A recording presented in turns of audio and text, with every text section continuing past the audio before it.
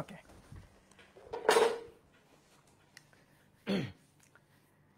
তোমাদের জন্য আবার লাইভটা কেটে দিয়ে আবার নতুন করে আসা লাগলো। ঠিক আছে, পাগলকে শাঁখো নাড়ানোর কথা বললে পাগল আরো বেশি করে নাড়ায়। তো তোমাদের অবস্থা হয়েছে সেরকম। তোমাদের আমি বলতেছি তোমরা নিজেদের মাইক বন্ধ করো। এই কথা শোনার সাথে সাথে যাদের মাইক বন্ধ ছিল তারাও আবার মাইক অন করে কথা বলা শুরু করে দিয়েছে। তো যাই হোক, আশা করি সবাই ভালো আছো, সুস্থ আছো। তো তোমাদের সাথে আমার সেকেন্ড পার্টের এই যে লাস্ট অধ্যায়, সেটা হচ্ছে ভৌত আলোকবিদ্যা। তো আমরা অপটিক্সের 2টা চ্যাপ্টার পড়ি। শর্ট কোর্সের চক্করে তোমাদের একটা চ্যাপ্টার পড়া লাগতেছে না। তো সেই চ্যাপ্টারটা হচ্ছে জ্যামিতিক আলোকবিদ্যা বা জিওমেট্রিক্যাল অপটিক্স। আর অপটিক্সের দ্বিতীয় যে চ্যাপ্টারটা, সেটার নাম হচ্ছে ভৌত আলোকবিদ্যা বা ফিজিক্যাল অপটিক্স। তো আমাদের শর্ট কোর্সে ভৌত আলোকবিদ্যা বা ফিজিক্যাল অপটিক্সটা আছে, জিওমেট্রিক্যাল অপটিক্সটা নাই। জিওমেট্রিক্যাল অপটিক্সটা অনেক মজার ছিল এবং এই অধ্যায়টা তোমার 9-10-এ পড়ে আসা অনেক টপিকের সাথে পরিচিত ছিল। বাট অপটিক্সের এই যে ভৌত আলোকবিদ্যা অধ্যায়টা, এইখানে তুমি মোটামুটি যা কিছু করবা সবই নতুন। তুমি এই অধ্যায়ের কোনো টপিক এর আগে জুনিয়র ক্লাসে অর্থাৎ 9-10-এ তুমি পড়ে আসো নাই বা ওইভাবে তোমার আইডিয়া নেই। এই অধ্যায়ে আমরা আলোর বিশেষ করে 3টা ফেনোমেনা আলোচনা করব। একটা হচ্ছে ব্যতিচার, একটা হচ্ছে অপবর্তন এবং আরেকটা হচ্ছে সমাবর্তন। এই 3টা ফেনোমেনা আমরা মোটামুটি এই অধ্যায়ে একেবারে বিশদভাবে আলোচনা করব। তার ডেরিভেশন, তার ম্যাথ প্রবলেম যা যা আছে সবকিছু আমরা দেখব। জিওমেট্রিক্যাল অপটিক্সে আমরা হচ্ছে লেন্সে আলোর প্রতিসরণ বা প্রিজমে আলোর প্রতিসরণ, তারপরে বিভিন্ন ধরনের আলোক যন্ত্র অর্থাৎ দূরবীক্ষণ যন্ত্র, অনুবীক্ষণ যন্ত্র, চোখের ত্রুটি, এই সংক্রান্ত ব্যাপার স্যাপার আমরা ওই অধ্যায়টাতে পড়তাম। তো ওই অধ্যায়টাও বেশ, জিওমেট্রিক্যাল অপটিক্স এটাও বেশ মজার একটা চ্যাপ্টার ছিল আসলে। তো যাই হোক, তোমাদের লাভই হইলো। শর্ট কোর্সের চক্করে তোমাদের আর কি এই চ্যাপ্টারটা পড়া লাগতেছে না। আর মনে করো যদি পরীক্ষা না হয়, ঠিক আছে, এখন তো মনে করো 24 ব্যাচ পরীক্ষা দেয় নাই, তো তোমরাও সেই আর কি ঝোঁকে একটা দাবি হয়তো তুলবা যে যেন অটো পাস দেওয়া হয় নাকি। এটা হচ্ছে মানে প্রজন্ম থেকে প্রজন্ম তোমাদের একটা হক না। তো এরকম যদি হয় তাহলে তো আর মনে করো যে পড়াই লাগলো না কিছু।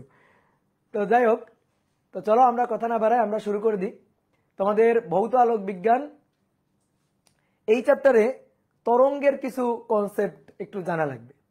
তো তরঙ্গের যে কনসেপ্টটা জানা লাগবে সেটা আমরা ফার্স্ট পার্টের শব্দ তরঙ্গের যে চ্যাপ্টারটা আছে সেই চ্যাপ্টারে কিছু বেসিক জিনিস পড়ি, কিন্তু ওইটাও আমাদের শর্ট কোর্সে ছিল না। সুতরাং ফার্স্ট ইয়ারে ওই চ্যাপ্টারটাও পড়ানো হয় নাই। তো তারপরেও এই অধ্যায়টা আমি পড়াবো। আশা করি তোমাদের যা কিছু দরকার বেসিক যে কনসেপ্টটুকু এই অধ্যায়ের কোনো টপিক বুঝতে একেবারে খুব ভালোভাবে জানা দরকার, তো সেই জিনিসটা আমি তোমাদের খুব ভালো করে বুঝাই দিব। ঠিক আছে, তো চলো আমরা কথা না বাড়ায় শুরু করি। ভৌত আলোক বিজ্ঞানের আজকে হচ্ছে প্রথম ক্লাস। আমি একটা গল্প দিয়ে এই চ্যাপ্টারের একটা ইন্ট্রোডাকশন শুরু করি।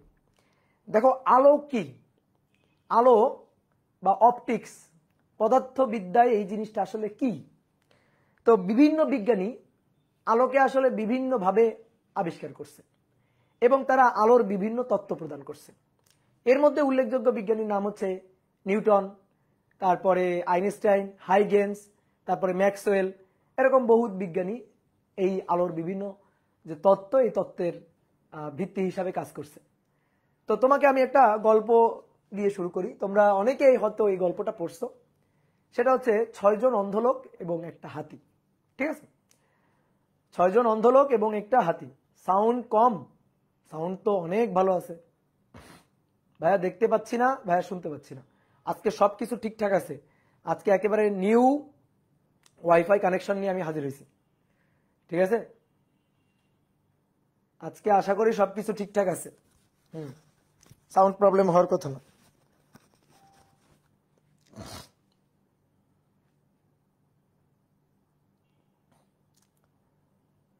মোবাইলের সাউন্ড বাড়ায় দাও, মোবাইলের সাউন্ড বাড়ায় দাও, তাইলেই হবে, তাইলেই হয়ে যাবে। ওকে, তো গল্পটা কি? গল্পটা হচ্ছে 6 জন অন্ধ ব্যক্তি এবং একটা হাতির গল্প। তো ব্যাপারটা আমি তোমাকে একটু খুলে বলি। 6 জন অন্ধ ব্যক্তি একটা বনের মধ্য দিয়ে যাচ্ছে। এখন বনের মধ্য দিয়ে যাইতে যাইতে সামনে তারা দেখে একটা হাতি। এখন 6 জন অন্ধ ব্যক্তি দেখবে আর কিভাবে, দেখতে তো পারবে না, তো হাতির সাথে গুতা খায় আর কি। তো সামনে দেখে বিশাল একটা কোন একটা কিছু হবে। তো অন্ধ ব্যক্তি তারা তো আর জানে না কি। এবার ওই 6 জন অন্ধ ব্যক্তি হাতিটাকে হাত দিয়ে পরখ করে। তো একজন হাতির কান ধরে, একজন অন্ধ ব্যক্তি হাতির কান ধরে বলে, আটকে যাচ্ছে, তোমরা যে কি করো।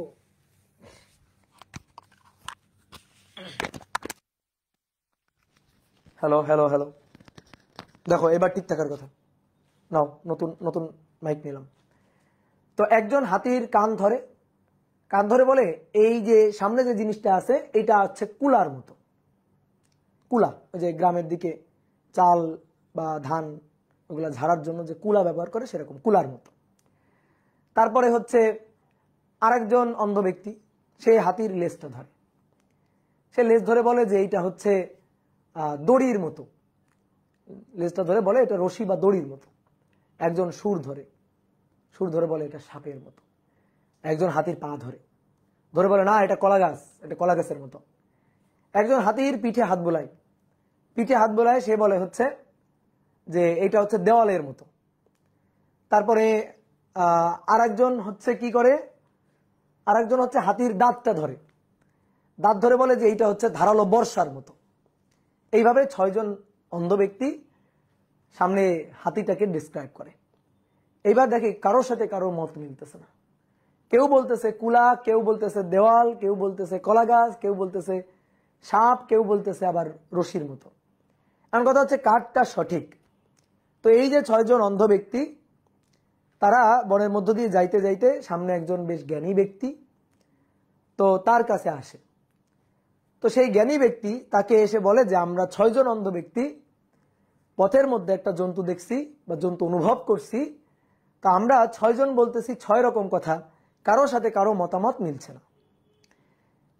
তখন ওই 6 জন অন্ধ ব্যক্তি ওই জ্ঞানী লোকটার কাছে ঘটনা খুলে বলে, এবং কে কিভাবে জন্তুটাকে ফিল করছে, কে কার কাছে কি মনে হয়েছে, কার অবজারভেশন কি, সেটা সবাই ওই অন্ধ ব্যক্তি সব অন্ধ ব্যক্তি ওই জ্ঞানী লোকটাকে খুলে বলার পরে তখন ওই জ্ঞানী লোকটা বলে যে তোমরা আসলে বনের মধ্যে তোমরা যে জন্তুটা আসলে দেখে আসছো সেটা আসলে হাতি। তোমাদের সবার কথা ঠিক আছে, কেউ আসলে ভুল বলো নাই।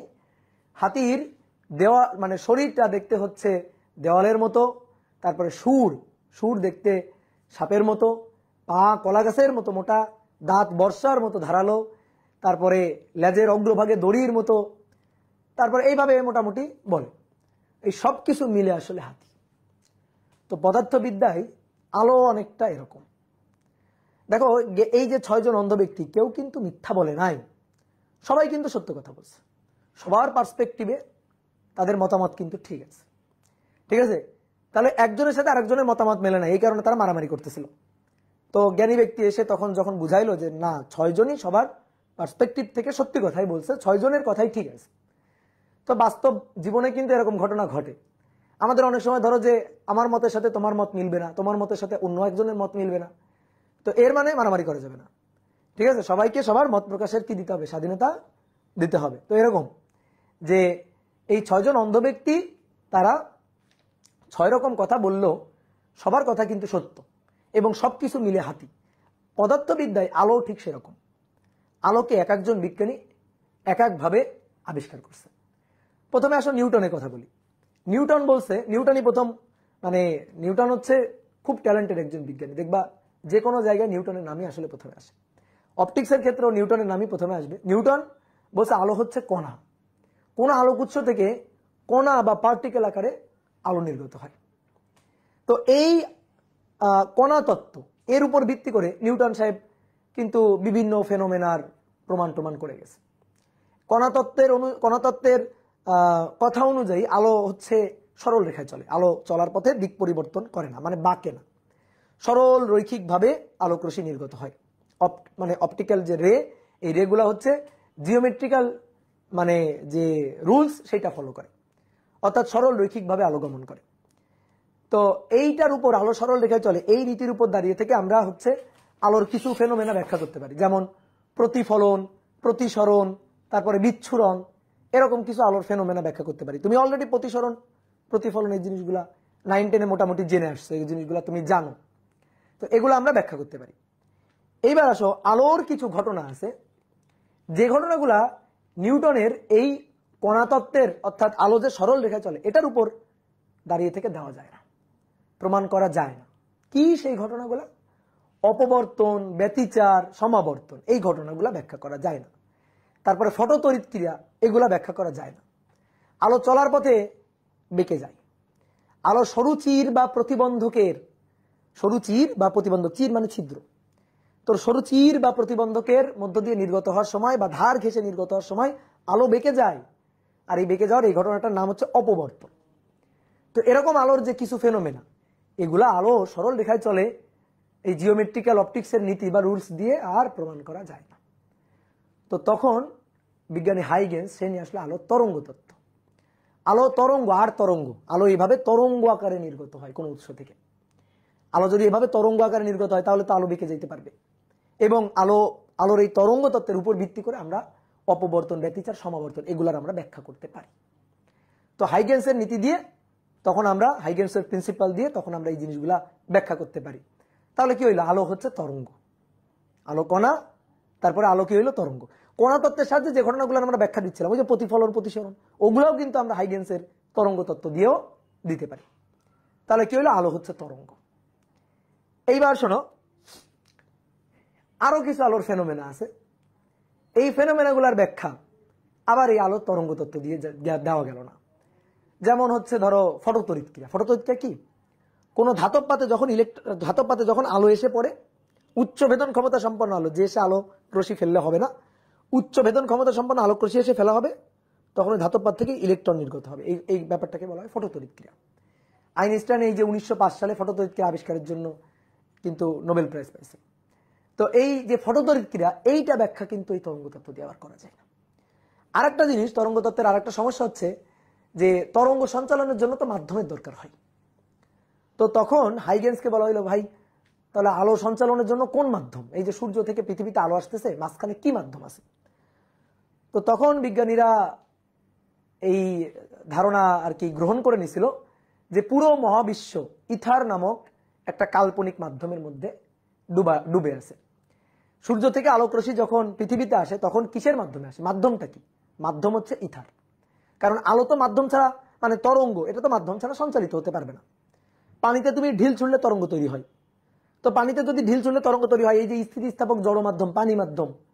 তারপরে এই যে কথা বলতেছি, কথা বললে যে কথা শুনতে পাওয়া যাচ্ছে, সামনের যে কোনো ব্যক্তি যদি আমার সামনে থাকে সে কথা শুনতে পাচ্ছে। কেন শুনতে পাচ্ছে?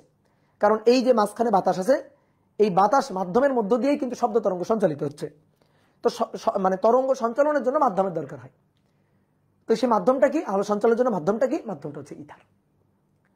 এবার মাইকেলসন মল্লির একটা এক্সপেরিমেন্ট আছে, যেটা তোমরা আধুনিক পদার্থবিদ্যার সূচনা এই অধ্যায়ের প্রথমে দেখবা। মাইকেলসন মল্লি তাদের যে এক্সপেরিমেন্ট, এই এক্সপেরিমেন্টের সাহায্যে মাইকেলসন মল্লি প্রমাণ করে দিল আসলে ইথার বলে কোনো কিছু নাই। তাহলে দেখো, তরঙ্গ সঞ্চালনের জন্য মাধ্যমের দরকার হয়। আমরা ধরে নিছিলাম যে তরঙ্গ সঞ্চালিত হচ্ছে ইথার নামক, আলোক তরঙ্গ সঞ্চালিত হচ্ছে ইথার নামক একটা মাধ্যমের মধ্য দিয়ে। তো মাইকেলসন মল্লি পরীক্ষা দ্বারা প্রমাণ করে দিল ইথার বলে কিছু নাই, ইথার মাধ্যমের অস্তিত্ব নাই। তাহলে তো তরঙ্গ তত্ত্বেরও আর অস্তিত্ব থাকে না, ঠিক আছে, তাই না? তরঙ্গ তত্ত্ব তখন অস্তিত্ব সংকটে পড়ে গেল। এরপরে বিজ্ঞানী মেবি ম্যাক্সওয়েল মনে হয়, সে আবিষ্কার করলো আলো হচ্ছে তাড়িৎ চুম্বক তরঙ্গ। তরঙ্গ দুই ধরনের হয়, একটা হচ্ছে মেকানিক্যাল ওয়েভ বা যান্ত্রিক তরঙ্গ, আর একটা হচ্ছে ইলেকট্রোম্যাগনেটিক ওয়েভ বা তাড়িৎ চুম্বক তরঙ্গ। শব্দ এটা হচ্ছে মেকানিক্যাল ওয়েভ বা যান্ত্রিক তরঙ্গ, আর আলো হচ্ছে ইলেকট্রোম্যাগনেটিক ওয়েভ, আলো হচ্ছে তাড়িৎ চুম্বক আর তরঙ্গ। তো তারপরে মনে করো যে আলোক তরঙ্গ ঠিক আছে, যে আলোক তরঙ্গ ঠিক আছে, এটা গ্রহণযোগ্য। আলো হচ্ছে মাধ্যম ছাড়া, উইদাউট মাধ্যম সঞ্চালিত হতে পারে। যান্ত্রিক তরঙ্গ কি? যে তরঙ্গ মাধ্যমের মধ্য দিয়ে সঞ্চালিত হয়, যেমন শব্দ। আর তাড়িৎ চুম্বক তরঙ্গ মাধ্যমের মধ্য দিয়ে সঞ্চালনের দরকার পড়ে না, মাধ্যম লাগে না। যে তরঙ্গ সঞ্চালনের জন্য মাধ্যমের কোনো দরকার হয় না, সেটাই হচ্ছে তাড়িৎ চুম্বক তরঙ্গ। এই মানে এই যে বর্তমান যে টেলিকমিউনিকেশন সিস্টেম, এটা কিন্তু তাড়িৎ চুম্বক তরঙ্গের উপরেই টিকে আছে। তো আলো সঞ্চালিত হয় তাড়িৎ চুম্বক তরঙ্গের আকারে আর কি। আলো এক ধরনের তাড়িৎ চুম্বক তরঙ্গ। তো তাহলে আর মাধ্যমের দরকার হইল না। এবার এর পরবর্তীতে বিজ্ঞানী ম্যাক্স প্লাঙ্ক, সে তার প্লাঙ্ক তত্ত্ব, মানে আলোর কোয়ান্টাম তত্ত্ব, এটা নিয়ে হাজির হইল।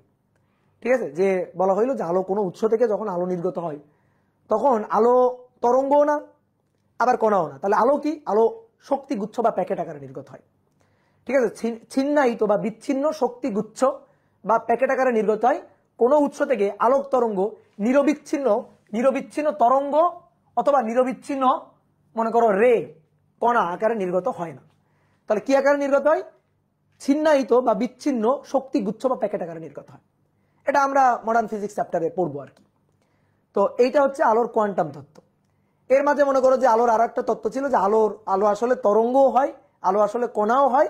এটাকে বলা হয় আলোর মানে আলোর হচ্ছে কি যেন বলে এটাকে, আলো কণাও হয় আবার তরঙ্গ হয়। এটাকে কি যেন বলে ভুলে গেলাম, আলোর কণা তরঙ্গ দ্বৈততা নীতি আর কি, এরকম কিছু একটা, যে আলোর কণা তরঙ্গ দ্বৈততা নীতি। আলো কণা হিসাবেও থাকে, তরঙ্গ হিসাবেও থাকে, কোনো সমস্যা নেই, আলো দুইটাই হইতে পারে। তো এই হচ্ছে আলোর ইতিহাস। তো পদার্থবিদ্যায় আলো হচ্ছে এই হাতিটার মতো, যে আলোকে যে বিজ্ঞানী যেভাবে চিন্তা করছে সবাই সঠিক, কেউ আসলে ভুল না। নিউটনের কণা তত্ত্ব ভুল না, আবার হাইগেন্সের তরঙ্গ তত্ত্ব সেটাও যে ভুল তাও না, আবার প্লাঙ্কের কোয়ান্টাম তত্ত্ব সেটাও ঠিক। তাহলে মোটামুটি আলো আসলে সবকিছু। তো এইবার আমরা এই অধ্যায়ে আলো তরঙ্গ তত্ত্ব নিয়ে আলোচনা করব। আর তরঙ্গ তত্ত্বের সাহায্যে 3টা ফেনোমেনা ব্যাখ্যা করা যাচ্ছে, ঠিক আছে? মানে এই অধ্যায়ে বিশেষ করে 3টা ফেনোমেনা আলোচনা করা যাচ্ছে, সেটা হচ্ছে অপবর্তন, ব্যতিচার, সমাবর্তন। আমরা প্রতিসরণ এবং প্রতিফলন এটাও আমরা আলোর তরঙ্গ তত্ত্ব দিয়ে প্রমাণ করব। তো চলো এবার মূল আলোচনায় ঢুকে যাই। তো আলোর তরঙ্গ তত্ত্ব এটা বুঝতে গেলে প্রথমে জানতে হবে হচ্ছে তরঙ্গ মুখ বা ওয়েভ ফ্রন্ট কি, ওয়েভ ফ্রন্ট, ঠিক আছে? ধরো কোনো উৎস থেকে তরঙ্গ নির্গত হচ্ছে, তো সমদশা সম্পন্ন কণাগুলোর যে সঞ্চার পথ, কোন একটা উৎস থেকে যদি তরঙ্গ নির্গত হয় তাহলে সেই তরঙ্গের সমদশা সম্পন্ন যে কণাগুলো বা বিন্দুগুলো তাদের নিয়ে যদি একটা সঞ্চার পথ আমরা কল্পনা করি, একটা তল কল্পনা করি, তাহলে সেটাকেই বলা হয় হচ্ছে তরঙ্গ মুখ বা ওয়েভ ফ্রন্ট। তাহলে আগে একটু সংজ্ঞাটা লিখি, তারপর আমি তোমাকে চিত্র এঁকে জিনিসগুলো বুঝাই দিচ্ছি। যে তরঙ্গের উপর সমদশা সম্পন্ন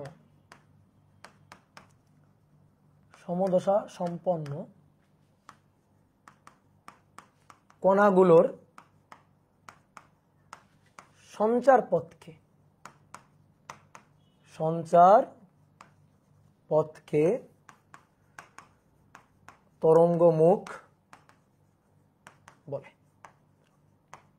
পথকে তরঙ্গ মুখ বলে। তরঙ্গ মুখ আমাদের বইতে লেখা আছে 2 ধরনের হয়, কিন্তু 3 ধরনের হইতে পারে। তরঙ্গ মুখ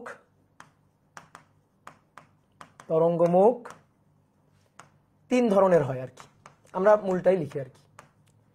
আমাদের বইতে লেখা আছে 2 ধরনের। কি কি? গোলীয় তরঙ্গমুখ, এক গোলীয় বা স্ফেরিক্যাল তরঙ্গমুখ,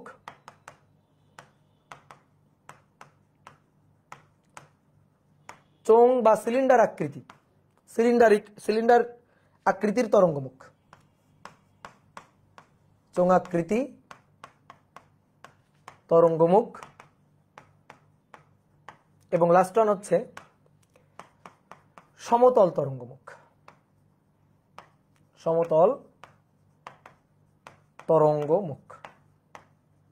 এবার আসো একটু এঁকে দেখাই। মনে করো শব্দ তরঙ্গ, তো এটা হচ্ছে শব্দ উৎস, এই শব্দ উৎস থেকে তরঙ্গ নির্গত হচ্ছে। তো তরঙ্গ এদিকেও নির্গত হচ্ছে, তুমি আলো চিন্তা করতে পারো যে আলো তরঙ্গ নির্গত হচ্ছে। তারপরে শুধু কি ডান দিকে যাবে, শব্দ ডান দিকে যাবে, বা আলো কি শুধু ডান দিকে যাবে? এই পাশে আলো আসবে না? আসবে। তাহলে তরঙ্গ এদিকেও নির্গত হচ্ছে, উপরের দিকেও নির্গত হচ্ছে, নিচের দিকেও নির্গত হচ্ছে, সামনের দিকেও আসতেছে, পিছনের দিকেও যাচ্ছে। দেখো ব্যাপারটা আমি 2D করে আঁকছি, কারণ আমি বোর্ডে তো 2D আঁকতে পারবো, 3D তো আঁকতে পারবো না। কিন্তু এটা হচ্ছে 3D, অর্থাৎ এখানে উৎস আছে, উৎস থেকে তরঙ্গ সব দিকে সঞ্চালিত হয়ে যাচ্ছে, সব দিকে, তোমার সামনের দিকে, পিছনের দিকে, ডান দিকে, বাম দিকে, উপরের দিকে, নিচের দিকে, সব দিকে তরঙ্গ সঞ্চালিত হয়ে যাচ্ছে। এখন আমি যদি সমদশা সম্পন্ন কণাগুলোর সঞ্চার পথ চিন্তা করি, সমদশা সম্পন্ন কণা কি?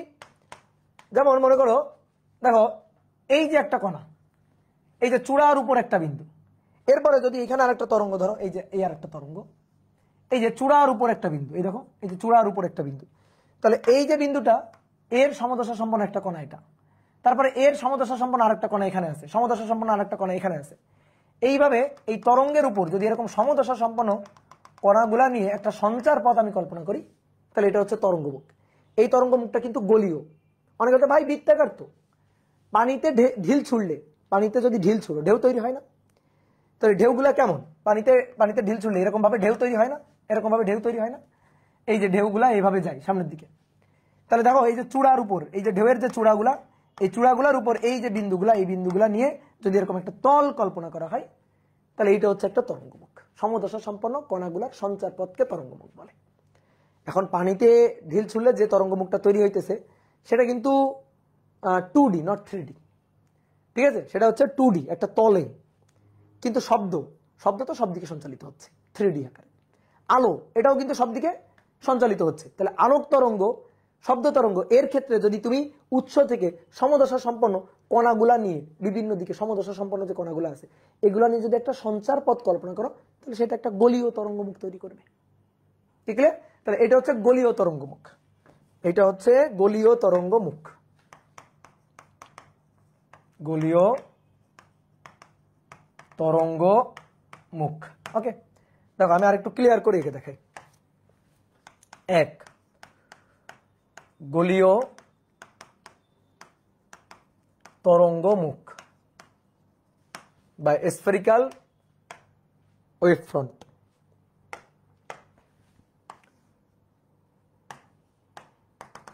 দেখো মনে করো একটা আলোক উৎস, মোমবাতি ধরো, এখানে এই যে মোমবাতিটা জ্বলতেছে, তাহলে এখান থেকে আলো নির্গত হচ্ছে, এখান থেকে আলো নির্গত হচ্ছে, চারিদিকে ছড়াই পড়তেছে আলো, এইভাবে ধরো আলো নির্গত হচ্ছে। ঠিক এই সাইডেও আছে, এই সাইডেও কিন্তু আছে, হ্যাঁ, সব সাইডে এইভাবে সঞ্চালিত হচ্ছে। তা আমি একটা সাইড দেখাই তোমাকে, এখান থেকে একটা সাইড তোমাকে দেখাই, এই যে চূড়া, তারপরে খাজ আবার চূড়া, খাজ আবার চূড়া, এখান থেকে চূড়া, খাজ, চূড়া, খাজ আবার চূড়া,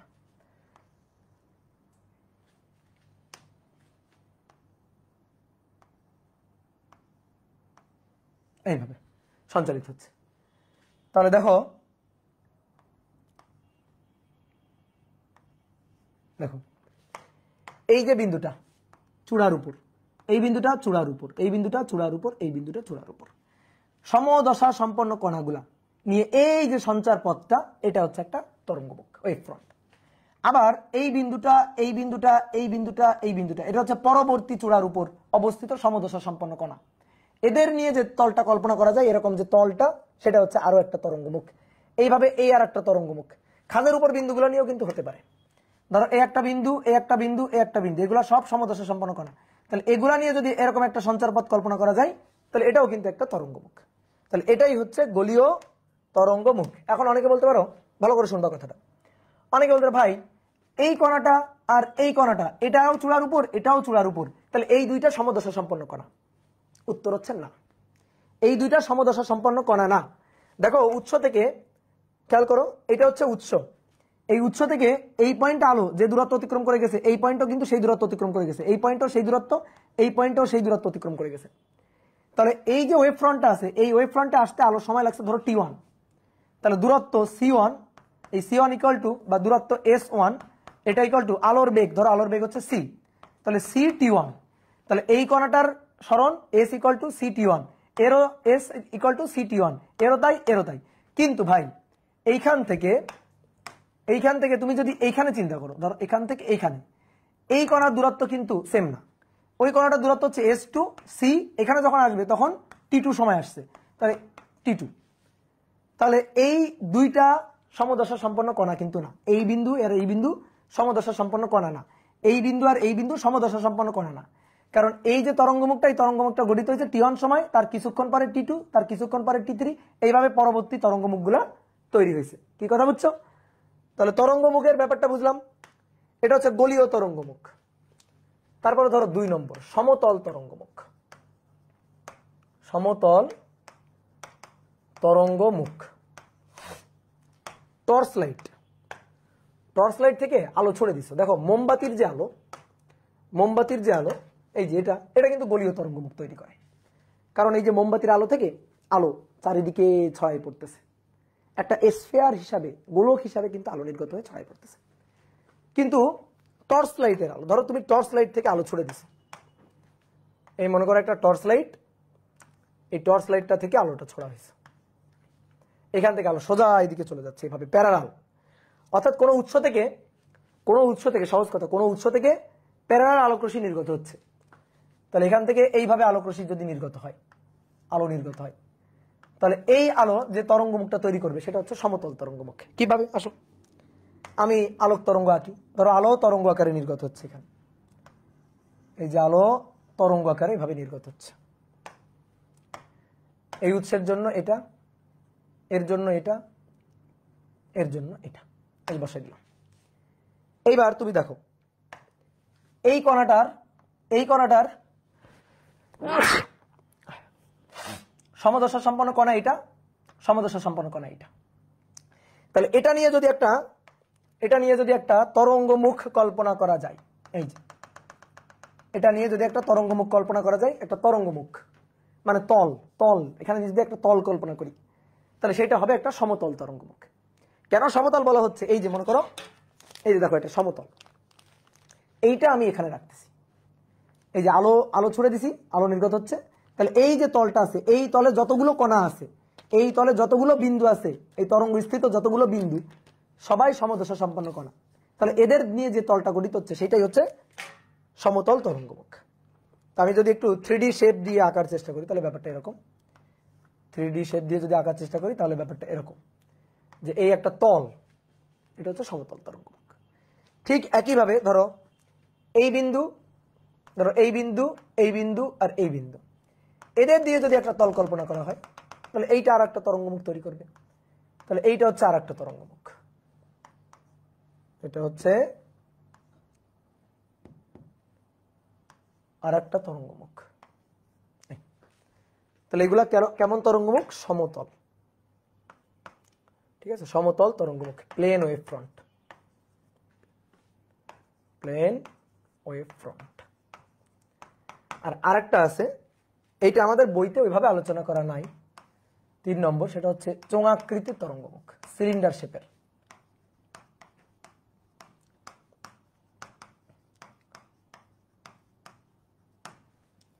চোঙাকৃতি তরঙ্গমুখ বা সিলিন্ডার আকৃতির তরঙ্গমুখ। কেমন? ধরো এখানে একটা উৎস আছে, ধরো আলোক উৎস, ধরো এটা এরকম, যে এইটা একটা আলোক উৎস এরকম আছে, এবার এখান থেকে আলো নির্গত হচ্ছে, তো এইভাবে চারিদিকে ছড়াই পড়তেছে, কি আকারে? সিলিন্ডার আকারে। দেখো এই যে সিলিন্ডার আকারে নির্গত হয়ে যাচ্ছে এরকম। এই যে ওয়েভ ফ্রন্টটা তৈরি হয়েছে, এই ওয়েভ ফ্রন্টটা হচ্ছে সিলিন্ডার শেপের একটা ওয়েভ ফ্রন্ট, সিলিন্ডার শেপের। এরপরে ধরো এই আর একটা ওয়েভ ফ্রন্ট, এরপরে ধরো এই আর একটা ওয়েভ ফ্রন্ট, এই আর একটা সিলিন্ডার শেপের তল, এই আর একটা সিলিন্ডার শেপের তল, তাহলে এই আর একটা তরঙ্গমুখ, তো এটাকে বলা হচ্ছে সিলিন্ডার শেপের তরঙ্গমুখ। তাহলে এই মোটামুটি 4টা তরঙ্গমুখ, সরি 3টা তরঙ্গমুখ। এবার আমি তোমাকে একটু চিত্র দেখাই, দেখো এই যে এই চিত্রটার দিকে দেখো, দেখো এখান থেকে আলো নির্গত হচ্ছে, এই যে উৎস, তাহলে এইভাবেই দেখো আলো নির্গত হচ্ছে এক একটা তরঙ্গমুখ, এগুলো হচ্ছে গোলীয় তরঙ্গমুখ, আলোর ঢেউ যাচ্ছে, সহজ কথা। আর যখন প্যারালাল ভাবে যাবে, দেখো প্যারালাল ভাবে যাবে, তখন এরকম একটা তল কল্পনা করলে সেটা সমতল তরঙ্গমুখ। এরকম বহু চিত্র আছে, দেখো এই চিত্রে খুব সুন্দর বোঝা যাবে। এই যে ডিরেকশন অফ প্রোপাগেশন, অর্থাৎ তরঙ্গের সঞ্চালনের দিক হচ্ছে এইদিকে, এইভাবে তরঙ্গ সঞ্চালিত হচ্ছে। তাহলে সমদশা সম্পন্ন কণা, এই যে সমদশা সম্পন্ন কণার সঞ্চার পথ, সমদশা সম্পন্ন কণার সঞ্চার পথ, এগুলাই আসলে ওয়েভ ফ্রন্ট। কি কথা বুঝছো? এগুলাই আসলে ওয়েভ ফ্রন্ট। এইখানে দেখো এই যে বিভিন্ন ধরনের ওয়েভ ফ্রন্ট আছে, এই একটা দেখো, এই যে দেখো এই যে সমতল তরঙ্গমুখ, সমতল তরঙ্গমুখ, এগুলো সব সমতল তরঙ্গমুখ। এই যে এইখানে জিনিসটা খুব ভালো বোঝা যায়, দেখো এই চিত্রে সমদশা সম্পন্ন কণাগুলা নিয়ে এক একটা তল কল্পনা করা হয়েছে, তাহলে এই তলটাই হচ্ছে এক একটা তরঙ্গমুখ হিসাবে কাজ করবে, ঠিক আছে। এই যে দেখো এটা কি ক্লিয়ার? তরঙ্গমুখের ব্যাপারটা বুঝলাম। এইবার আসো হাইগেন্সের নীতি। আলোর তরঙ্গ তত্ত্ব বা হাইগেন্সের নীতি, আলোর তরঙ্গ তত্ত্বের বিজ্ঞানী হাইগেন্সের নীতি।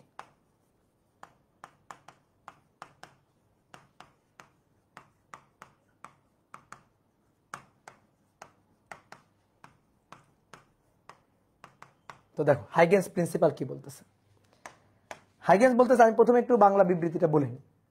হাইগেন্সের প্রিন্সিপালের বাংলা বিবৃতিটা একটু বলি। ধরো কোনো উৎস থেকে আলোক তরঙ্গ নির্গত হচ্ছে, তো কোনো একটা তরঙ্গ মুখের উপর অবস্থিত প্রতিটি বিন্দুই এক একটি গৌণ তরঙ্গ উৎস হিসেবে আচরণ করে। তরঙ্গ মুখের উপর অবস্থিত প্রত্যেকটা বিন্দুই এক একটা গৌণ তরঙ্গ উৎস হিসেবে আচরণ করে এবং তারা মূল তরঙ্গের সমান বেগেই তরঙ্গ সঞ্চালিত করে। তাহলে এরকম এই যে অসংখ্য গৌণ তরঙ্গ, তরঙ্গ মুখের উপর অবস্থিত অসংখ্য গৌণ তরঙ্গ ধরো তরঙ্গ সঞ্চালিত করতেছে, এরকম ছোট ছোট ছোট ছোট গৌণ উৎসের জন্য কোন একটা নির্দিষ্ট সময় যদি এই গৌণ উৎসগুলার সৃষ্ট তরঙ্গ মুখের একটা সাধারণ স্পর্শক আঁকা হয়, তাহলে সেইটাই হবে মূল তরঙ্গের নতুন তরঙ্গ মুখের অবস্থান। তো এইটা হচ্ছে হাইগেন্স প্রিন্সিপালের মূল কথা। এখন দেখো মনে হইতেছে ভাই কি বলে ফেললেন, এ তো কিছুই বুঝলাম না, মাথার উপর দিয়ে চলে গেল। যাক, মাথার উপর দিয়ে তোমার আমি চিত্র বুঝাই দিব, তুমি দেখবা নিজেই লিখতে পারবা।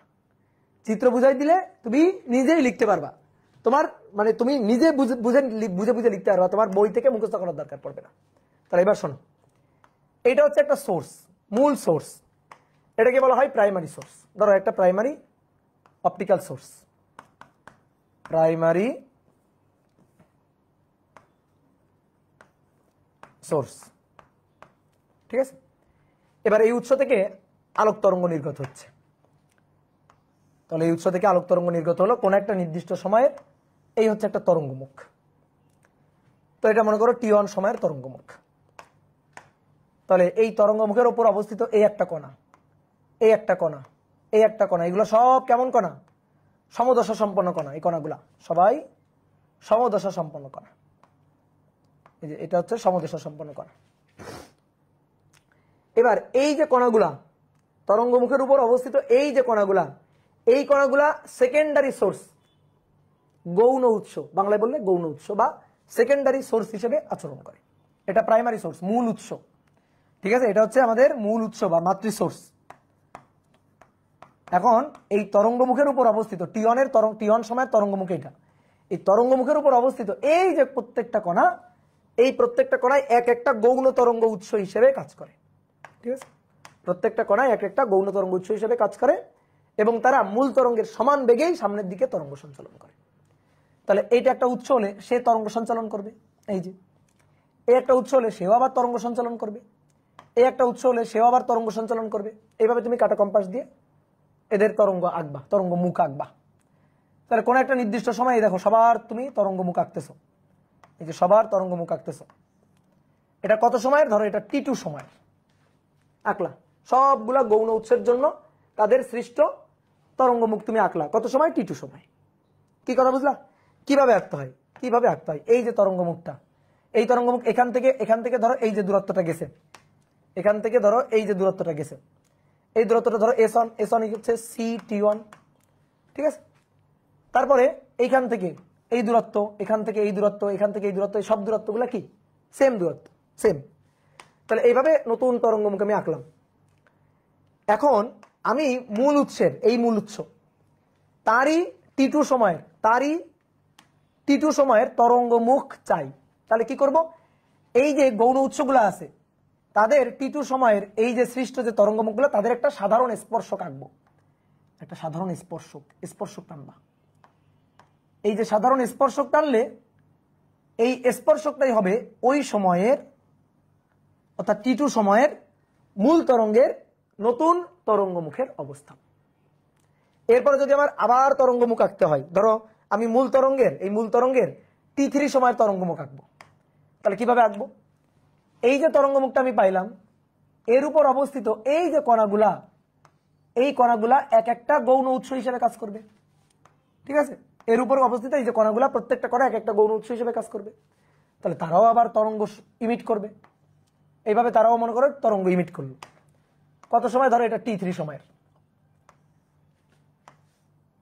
এবার এদের নিয়ে তুমি যদি একটা সাধারণ স্পর্শক আঁকো, এদের নিয়ে আঁকো একটা সাধারণ স্পর্শক আঁকলো, এদের নিয়ে এভাবে এদের নিয়ে একটা সাধারণ স্পর্শক অঙ্কন করলো।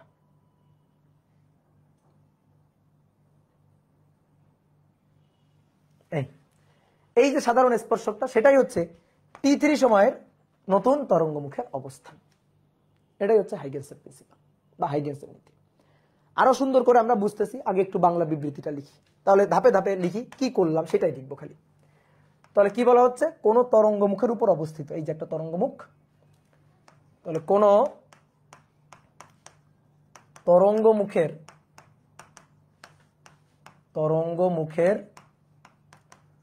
উপর অবস্থিত প্রতিটি কণায়, এই যে প্রতিটি বিন্দুই, প্রতিটি কণায় এক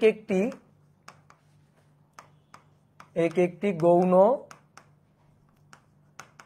তরঙ্গ উৎস হিসাবে, গৌণ তরঙ্গ উৎস হিসাবে আচরণ করে।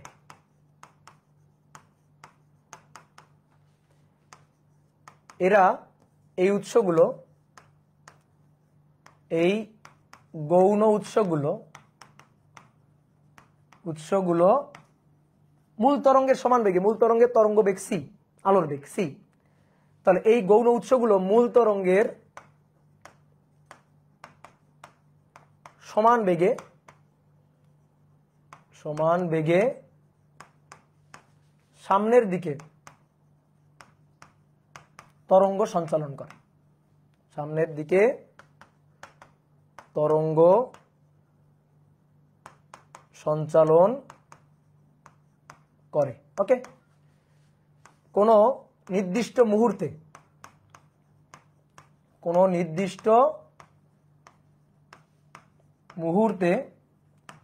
এদের সৃষ্ট এই যে তরঙ্গ মুখগুলা, তার একটা সাধারণ স্পর্শক অঙ্কন করলে, তাহলে কোন নির্দিষ্ট মুহূর্তে এদের সৃষ্ট তরঙ্গ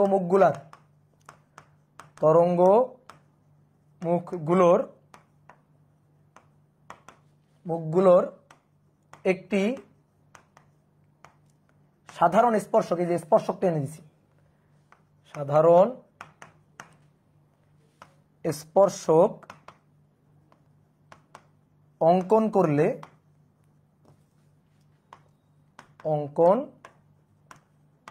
করলে তাই হবে ওই মুহূর্তের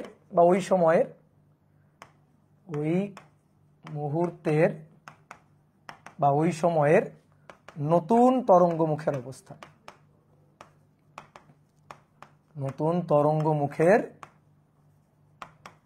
অবস্থান, এটাই হচ্ছে হাইগেন্স প্রিন্সিপাল। কি বুঝলা? তাহলে আরেকবার ছোট্ট করে একটু বলি। ধরো কোন একটা প্রাইমারি সোর্স আছে, এই প্রাইমারি সোর্স থেকে তরঙ্গ নির্গত হয়েছে। তো তরঙ্গ নির্গত হইলে ধরো কোন একটা তরঙ্গমুখ, আমি একটা তরঙ্গমুখ জানি, সেই তরঙ্গমুখ থেকে আরো তরঙ্গমুখ আঁকতে চাই। তোমারে কোন তরঙ্গের একটা তরঙ্গমুখ দেওয়া হয়েছে, দিয়ে বলা হয়েছে এই তরঙ্গমুখের আরো তরঙ্গমুখ আঁকো, সামনের আরো তরঙ্গমুখ আঁকো। তাহলে কেমনে আঁকবা? তাহলে এই তরঙ্গমুখের উপর অবস্থিত প্রত্যেকটা কণায় এক একটা গৌণ তরঙ্গ উৎস, এবং এই গৌণ তরঙ্গ উৎসগুলা কি করবে? মূল তরঙ্গের সমান বেগ নিয়ে সম্মুখবর্তী দিকে তরঙ্গ ইমিট করা শুরু করবে। এই দেখো তারাও তরঙ্গ ইমিট করছে। এবার কোন একটা নির্দিষ্ট সময় এদের সৃষ্ট তরঙ্গগুলার বা তরঙ্গ মুখগুলার একটা সাধারণ স্পর্শক টানলে এটাই হবে নতুন, মানে ওই সময়ের এই মূল তরঙ্গের নতুন তরঙ্গমুখের অবস্থান। এই হচ্ছে কথা। কি ক্লিয়ার? এইবার তোমাকে খুবই সিম্পলি জিনিসটা বুঝাই। ধরো তোমারে বলা হয়েছে যে এইটা হচ্ছে একটা বৃত্ত, তোমারে বলা হয়েছে, ভালো করে বুঝবা, তোমারে বলা হয়েছে এই হচ্ছে একটা বৃত্ত দিয়ে যা বৃত্ত দেওয়া আছে,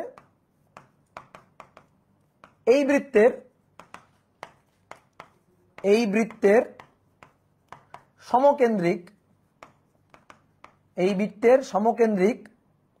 আরো বৃত্ত অঙ্কন করো, আরো বৃত্ত অঙ্কন করো। সহজ কথা। এইটা তুমি কেমনে করবে? এই ছোটবেলায় সম্পাদ্য পড়ছো না? সম্পাদ্য আঁকা আঁকি, ঠিক আছে, সেম জিনিসটা। তো এরকম একটা সম্পাদ্য তোমার দেওয়া হয়েছে, বলা হয়েছে যে নাও একটা বৃত্ত, এই বৃত্তের কেন্দ্র দেওয়া নেই, কেন্দ্র কিন্তু দেওয়া নেই, বলা হয়েছে এই বৃত্তের সমকেন্দ্রিক অপর বৃত্ত আঁকতে হবে। বলো তো কেমনে আঁকা যায়? বাদ দাও, হাইগেন্সের নীতি বাদ দাও, দরকার নেই। তুমি এই বৃত্তের সমকেন্দ্রিক আর একটা বৃত্ত এঁকে দিবা। কেমনে আঁকবা? একেবারে ঠিকঠাক ভাবে আঁকতে হবে। তাহলে দেখো আমি তোমারে বলি কেমনে আঁকবা। তুমি প্রথমে কাটা কম্পাস নিবা, নিয়ে এই বৃত্তের উপর কয়েকটা বিন্দু ধরবা। অনেকভাবে আঁকা যায়, তার মধ্যে আমি তোমার একটা নিয়ম শেখাচ্ছি। এই বৃত্তের পরিধির উপর এরকম কয়েকটা বিন্দু ধরবা, এই, ঠিক আছে। এইবার তুমি কি করবা? কাটা কম্পাস নিবা, কাটা কম্পাস নিলা, নেওয়ার পরে এই যে এইখানে কেন্দ্র ধরে আর কি একটা বৃত্তচাপ অঙ্কন করবা, এইখানে কেন্দ্র ধরে আর একটা বৃত্তচাপ অঙ্কন করবা, এখানে কেন্দ্র ধরে একটা বৃত্তচাপ অঙ্কন করবা। কি কথা বুঝছো? কথাটা বুঝতে পারছো? এইভাবে বৃত্তচাপ অঙ্কন করবা। তাহলে এইটাকে ধরে এই একটা বৃত্তচাপ, এটাকে ধরে এই একটা বৃত্তচাপ, এটাকে ধরে এই একটা বৃত্তচাপ, এই এটাকে ধরে এই একটা বৃত্তচাপ, এই বৃত্তচাপ গুলো অঙ্কন করবা। পারবা কিনা বলো? বৃত্তচাপ অঙ্কন করতে পারবা কিনা? এই বেঁকে গেল, এই, ঠিক আছে। এইবার তারপরে কি করবা? এই যে বৃত্তচাপ গুলো অঙ্কন করছো না, এমন করবা না যে ধরো একটা বৃত্তচাপ অঙ্কন করলা বড় আর একটা নিলা ছোট, এরকম করবা না, ঠিক আছে। ওই একই কাটা কম্পাসকে ছোট বড় করা যাবে না, একই নিয়ে এভাবে বৃত্তচাপ আঁকে ফেলবা। এবার বৃত্তচাপ আঁকার পরে যদি তুমি এদের একটা সাধারণ স্পর্শক অঙ্কন করো, সাধারণ স্পর্শক,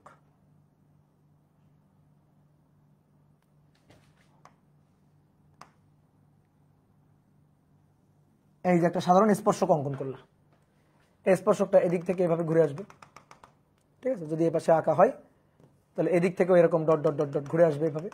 এই এই যে দেখো নতুন একটা বৃত্ত হয়ে গেল। এই বৃত্তের কেন্দ্র এই বৃত্তেরই কেন্দ্র, বুঝলা? এই হচ্ছে কাহিনী।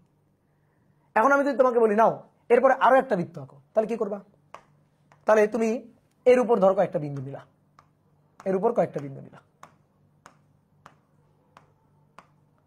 নিয়ে আবার এরকম বৃত্তচাপ আঁকবা, এভাবে বৃত্তচাপ আঁকবা।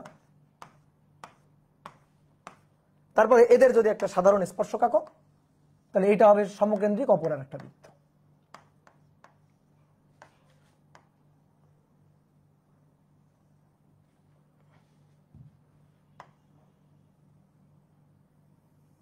এটা হবে সমকেন্দ্রিক অপর আর একটা বৃত্ত। তো এই হচ্ছে কাহিনী। তো এইভাবেই কোন তরঙ্গের যদি একটা ওয়েভ ফ্রন্ট তুমি পাও, ওই ওয়েভ ফ্রন্ট থেকে, ভালো করে শোনো, ওই ওয়েভ ফ্রন্ট থেকে তুমি আরো ওয়েভ ফ্রন্ট আঁকতে পারবা। এটাই হাইগেন্স প্রিন্সিপাল। কথা বুঝছো? এই যে বৃত্তের কেন্দ্র তোমার জানার দরকার নেই, বৃত্ত দেওয়া থাকলে ওই বৃত্তের সমকেন্দ্রিক আরো যেমন বৃত্ত আঁকতে পারতেছো, ঠিক তেমনি কোন একটা ওয়েভ ফ্রন্ট যদি দেওয়া থাকে, তাহলে সেই ওয়েভ ফ্রন্ট থেকে তুমি এর পরবর্তী ওয়েভ ফ্রন্ট, তার পরবর্তী ওয়েভ ফ্রন্ট, তার পরবর্তী ওয়েভ ফ্রন্ট, বিভিন্ন সময়ের ওয়েভ ফ্রন্ট গুলা কেমন হবে সেটা তুমি আঁকতে পারবা। ধরো এটা T1 সময়ের ওয়েভ ফ্রন্ট, এটা T2 সময়ের, এটা T3 সময়ের, এটা T4 সময়ের ওয়েভ ফ্রন্ট। তুমি এই ওয়েভ ফ্রন্ট গুলো আঁকতে পারবা মূল সোর্স না জানা সত্ত্বেও, মূল সোর্সটা না জানা সত্ত্বেও। কি কথা কি বুঝছো? তো বৃত্ত আঁকা শিখলাম, এটাই হচ্ছে হাইগেন্স প্রিন্সিপাল। এবার এই হাইগেন্সের নীতি ব্যবহার করে আমরা আলোর বিভিন্ন ফেনোমেনা, তরঙ্গ তত্ত্ব ব্যবহার করে আলোর বিভিন্ন ফেনোমেনা ব্যাখ্যা করতে পারি। তো আমরা মূল পড়াশোনায় পরের দিন যাব। আজকে আমরা দুইটা জিনিস প্রমাণ করব, সেটা হচ্ছে প্রতিফলন আর প্রতিসরণ। তো চলো তো দেখি হাইগেন্স প্রিন্সিপাল দিয়ে কিভাবে প্রতিফলন প্রমাণ করা যায়। লিখো, হাইগেন্সের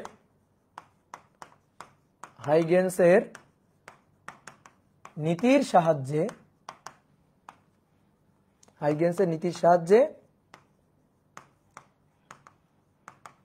প্রতিফলন প্রমাণ।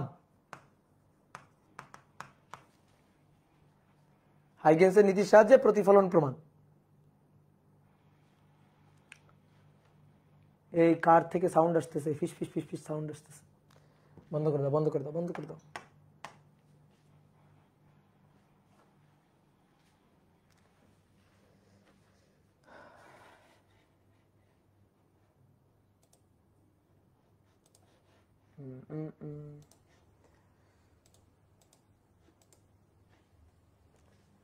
ওকে, এবার আসো তাহলে প্রতিফলন কি বলো তো দেখি, আগে প্রতিফলন কি দেখি কেমন মনে আছে। প্রতিফলন জিনিসটা কি? আলো যখন কোন স্বচ্ছ প্রতিসারক মাধ্যমে, প্রতিসারক মানে আলো, সরি প্রতিফলক পৃষ্ঠে, আলো যখন কোনো প্রতিফলক পৃষ্ঠে, প্রতিসারক না, আলো প্রতিসরণ হবে না, কোন স্বচ্ছ একটা মাধ্যম বা স্বচ্ছ একটা তল, সেই তলে আলো প্রতিফলিত হবে। তাহলে ধরো এটা হচ্ছে একটা দর্পণ, মিরর, এই যে পাড়া লাগানো আছে, এটা হচ্ছে অবিলম্ব। এবার আলোক রশ্মি এখানে এসে আপতিত হলো, এই যেটা হচ্ছে আপতিত রশ্মি, প্রতিফলিত এইভাবে চলে গেল। তাহলে আপতিত রশ্মি অবিলম্বের সাথে যে কোণ তৈরি করে সেটা আপতন কোণ, আর প্রতিফলিত রশ্মি অবিলম্বের সাথে যে কোণ তৈরি করে সেটা হচ্ছে প্রতিফলন কোণ। তাহলে প্রতিফলন প্রমাণ করা মানে আই সমান সমান আর প্রমাণ করা, এটা হচ্ছে প্রতিফলনের সূত্র। প্রতিফলনের সূত্র। তো কেউ যদি তোমাকে বলে এই প্রতিফলন প্রমাণ করো, তার মানে ভাই এটা প্রমাণ করো, সহজ কথা। প্রতিফলন প্রমাণ করো মানে এটা প্রমাণ করো। তো এবার হাইগেন্সের নীতি ব্যবহার করে আমরা এটা প্রমাণ করব। তাহলে ধরো এটা হচ্ছে একটা প্রতিফলক পৃষ্ঠ, এটা একটা প্রতিফলক পৃষ্ঠ। এবার ধরো এখান থেকে একগুচ্ছ সমান্তরাল আলোক রশ্মি ছড়ে দেওয়া হইলো। ধরো এখানে একটা টর্চ লাইট আছে, ধরো এখানে একটা টর্চ লাইট আছে, যেখান থেকে আলো ছড়ে দেওয়া হয়েছে। তাহলে আলোক রশ্মি একটু আঁকে এবার।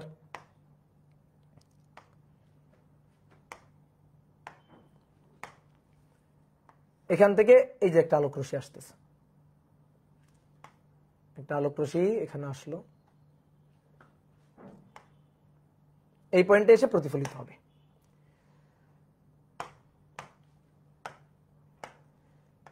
এবার এই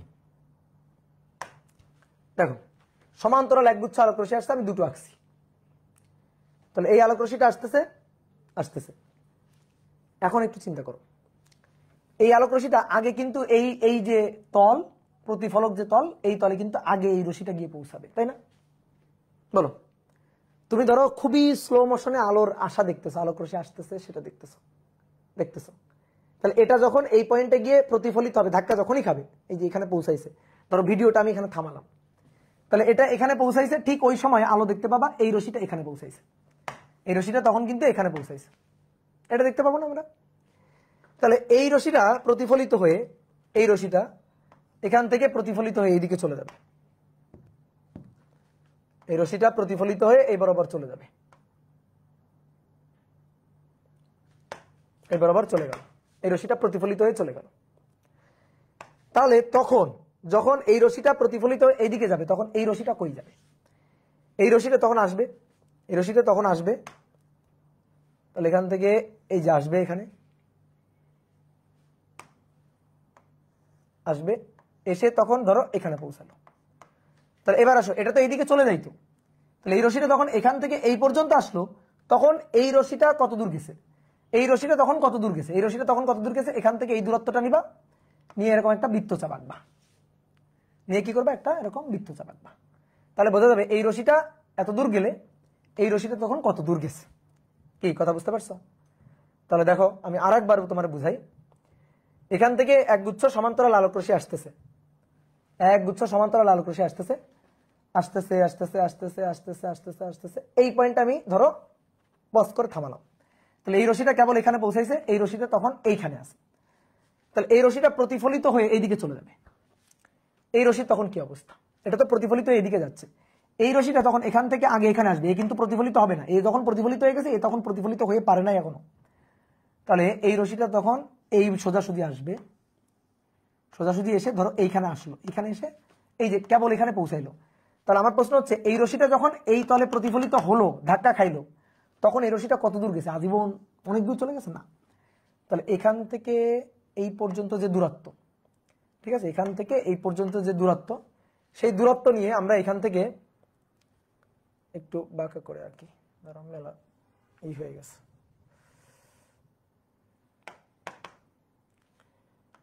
এটা ধরো এদিকে গেল, এইটা এখান থেকে যখন এখানে এসে পৌঁছাইলো এই, তাহলে এখান থেকে এই পর্যন্ত, তাহলে এইটুকু নিয়ে, এইটুকু দৈর্ঘ্য নিয়ে আমরা কি করবো, এখানে একটা বৃত্তচাপ আঁকবো, এখান থেকে এই একটা বৃত্তচাপ আঁকলাম।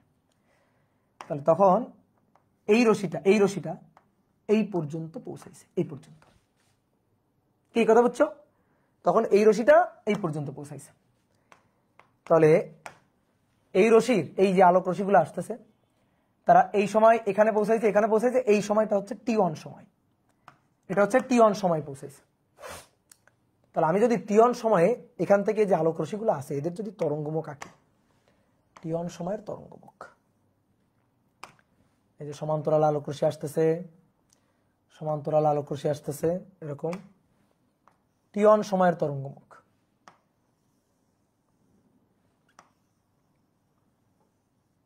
তাহলে T1 সময়ে এই রশিটা এখানে, এই রশিটা তখন এখানে, এই রশিটা তখন এখানে, এই রশিটা তখন এখানে, আর এই রশিটা তখন এখানে পৌঁছাইছে।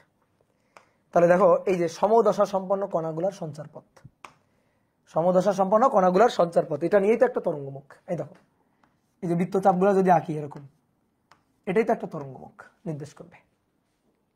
এটা হচ্ছে T1 সময়ের তরঙ্গমুখ, ঠিক আছে? এটা ধরো এই যে T1 সময়ের তরঙ্গমুখ হচ্ছে এটা, T1 সময়ের তরঙ্গমুখ। এবার T2 সময়ের তরঙ্গমুখ, T2 সময় কি?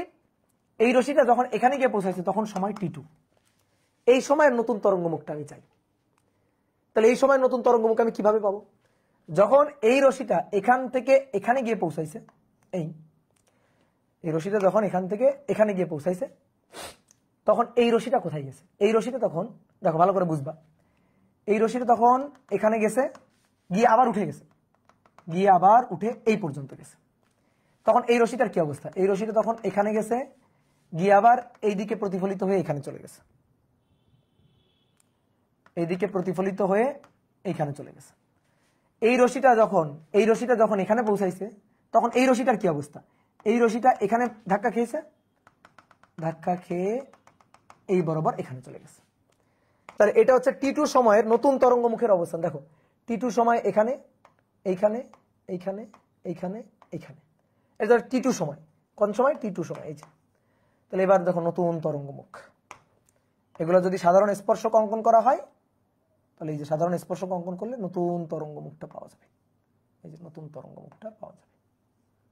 সাধারণ স্পর্শক অঙ্কন করলে নতুন তরঙ্গমুখ পাওয়া যাবে। বুঝলা?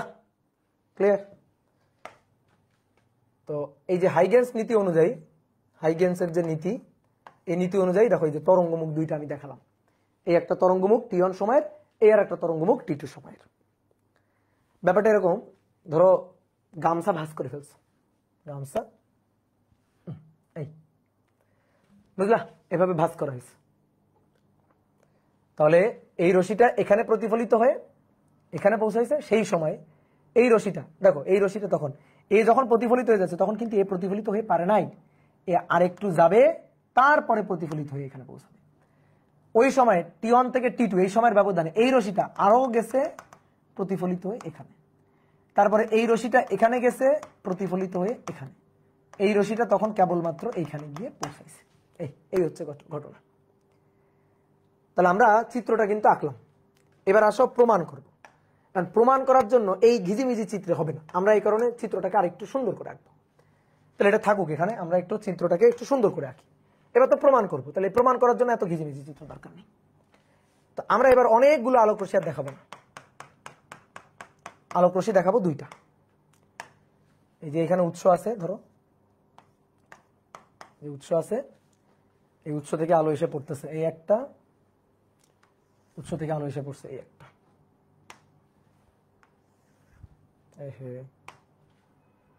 লেগে যাচ্ছে খালি। এই তাহলে এই রশিটা যখন এখানে গিয়ে পৌঁছাইছে তখন এই রশিটা কোথায়? এই রশিটা তখন কোথায়? তরঙ্গমুখ আঁকলে পেয়ে যাবো এই রশিটা তখন কোথায়। তাহলে তরঙ্গমুখ হচ্ছে এই যে সমান্তরাল, দেখো এই রশিটা যখন এখানে আসছে তখন এই রশিটা এখানে, এই যে সমদশা সম্পন্ন কণা, সমদশা সম্পন্ন কণা তরঙ্গমুখ, সমদশা সম্পন্ন কণা, সমদশা সম্পন্ন কণা, সমদশা সম্পন্ন কণা, এই যে তরঙ্গমুখটা হচ্ছে এইটা। তো এবার আর আমরা অত গিজিমিজি করে আঁকবো না, তাহলে জাস্ট এই হচ্ছে সমদশা সম্পন্ন কণা। তাহলে এই রশিটা তখন এখানে পৌঁছাইছে, ঠিক আছে? এই হচ্ছে একটা তরঙ্গমুখ। তো এত বৃত্তচাপা আঁকার দরকার নেই। তাহলে এটা কোন সময়ের তরঙ্গমুখ? ধরো T1 সময়ের তরঙ্গমুখ।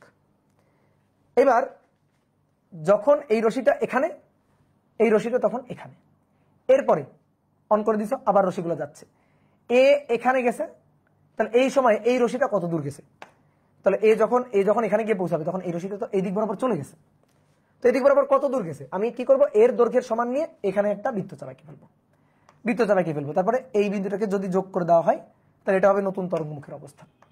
কোন সময়ের তরঙ্গমুখের অবস্থান? T2 সময়ের তরঙ্গমুখের অবস্থান। এটা T2 সময়ের তরঙ্গমুখের অবস্থান, বুঝলা?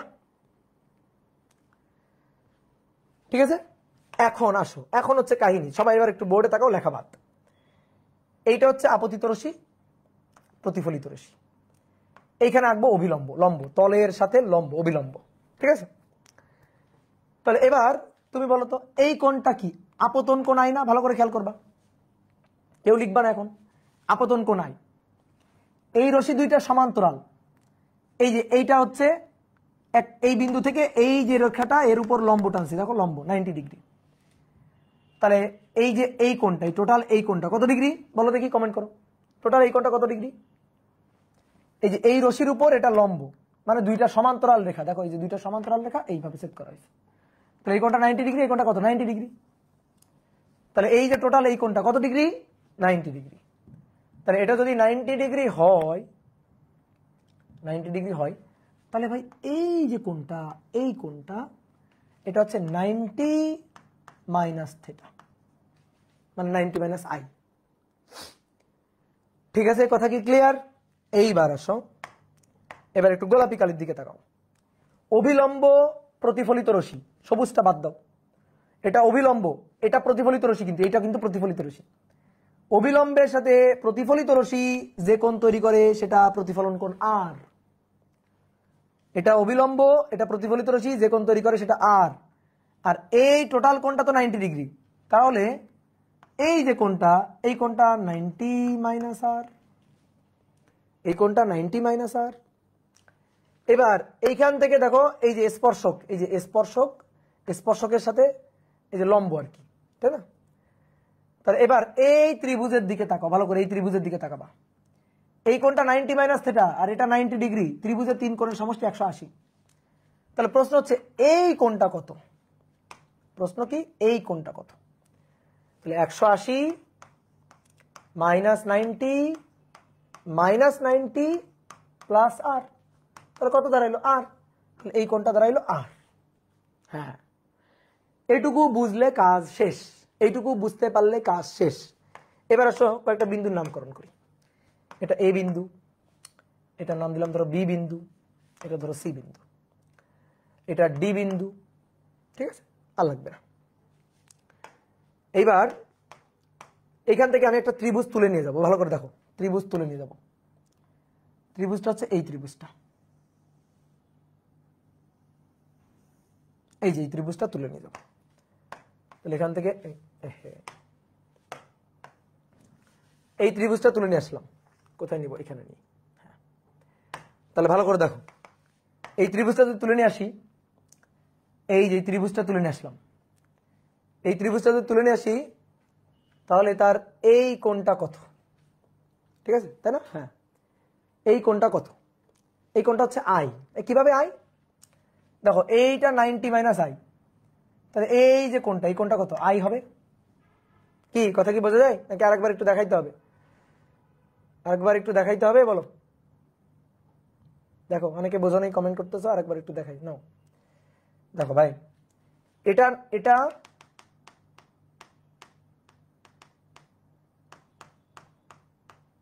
তুমি খালি এই যে আকাশী কলমের দিকে তাকাও। আই, এই কোণটা 90 মাইনাস আই, তাহলে এবার এই কোণটা, এই যে এটা, এটা 90 মাইনাস আই, পুরোটা 90, তাহলে 90 90 মাইনাস এই কোণটা, minus 90 minus minus plus I, তাহলে এই কোণটা কত? এই কোণটা হচ্ছে আই। এইবার এইবার বোর্ডে তাকাও, এবার এই যে গোলাপি কলমের দিকে তাকাও। অভিলম্বের সাথে প্রতিফলিত রশ্মির কোণ আর, এই যে এটা আর, এটা যদি আর হয়, এই কোণটা 90 মাইনাস আর, এই কোণটা 90 ডিগ্রি, তাহলে 180 মাইনাস 90 মাইনাস 90 মাইনাস 90 প্লাস আর, পড়ে থাকলো কত? আর। এই কোণটা হচ্ছে আর। ওকে, তাহলে এবার কয়েকটা বিন্দুর নাম দিলাম, এ বি সি, এটা ডি। এবার আমি এই ত্রিভুজটাকে তুলে নিয়ে যাচ্ছি, ভালো করে দেখো, এই ত্রিভুজটাকে আমি তুলে নিয়ে যাবো।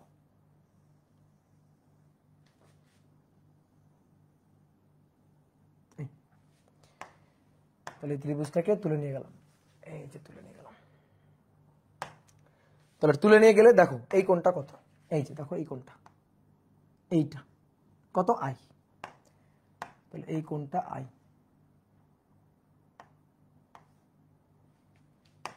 তুলে নেওয়া যাচ্ছে না, এই যে এই কোণটা আই আসছে,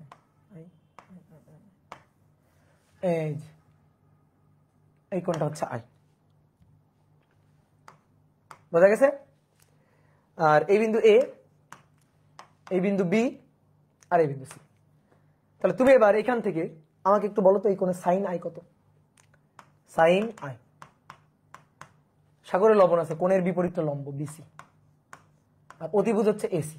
কোণের বিপরীত লম্ব কোণের সাথে ভূমি, আর এটা হচ্ছে এসি মানে অতিভুজ এটা।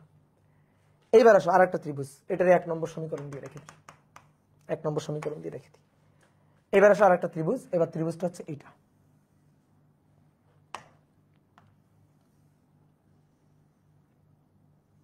বইয়ে অনেক কঠিন করে লেখা আছে। তাহলে এবার এই ত্রিভুজটাকে উঠে নিয়ে গেলাম, এই এলাম উঠায়, ঠিক আছে? এবার এই যে কোণটা, এই কোণটা হচ্ছে আর, এই কোণটা হচ্ছে আর। আর এই বিন্দুটা এই বিন্দু, এই বিন্দুটা ডি বিন্দু, এই বিন্দুটা সি বিন্দু। তাহলে এবার সাইন আর, সাইন আর কোণের বিপরীত লম্ব, তাহলে এডি ডিভাইডেড বাই এসি, সমীকরণ নম্বর 2। এইবার বলো তুমি কি করছিলা? বি থেকে দেখো, বি থেকে যখন এই রশিটা সিতে পৌঁছাই তখন এর সমান দৈর্ঘ্য নিয়ে আমরা এ থেকে এই ডি অংশ কেটে নিয়েছিলাম, এই যে বৃত্তচাপ কেটে নিয়েছিলাম না? তাহলে অঙ্কন অনুসারে বা হাইগেন্সের তরঙ্গ তত্ত্বের নীতি অনুযায়ী, হাইগেন্সের প্রিন্সিপাল অনুযায়ী, হাইগেন্স নীতি অনুযায়ী, নীতি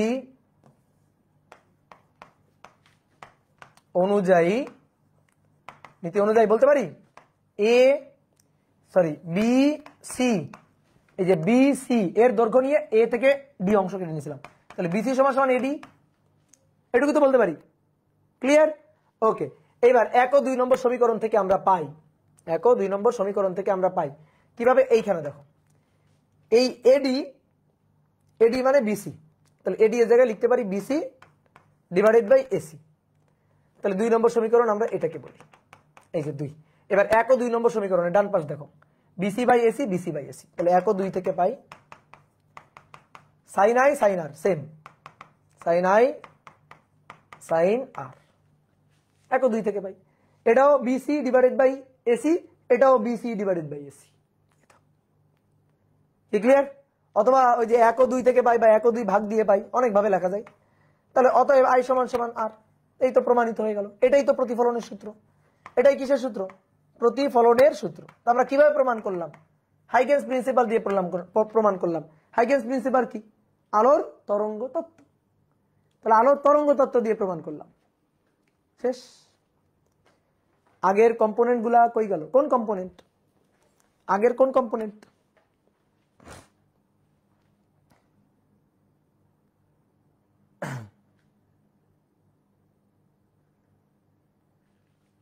ওকে, ক্লিয়ার? তো সহজ জিনিস, বই দেখবো অনেক ঘুরাই পেঁচাই করছে, বই অনেক ঘুরাই পেঁচাই করছে, কি কঠিন ওইগুলা। এইবার আসো হাইগেন্সের নীতির সাহায্যে প্রতিসরণ প্রমাণ। এবার আমরা প্রতিসরণ প্রমাণ করব, হাইগেন্সের নীতির সাহায্যে প্রতিসরণ প্রমাণ করব। হাইগেন্স এর নীতির সাহায্যে প্রতিসরণ প্রমাণ। আগে তুমি আমাকে প্রতিসরণটা মনে করো তো, প্রতিসরণ কি জিনিস মনে করো। হাইগেন্সের নীতির সাহায্যে প্রতিসরণ প্রমাণ করব, তো প্রতিসরণের ব্যাপারটা আমাকে একটু মনে করো।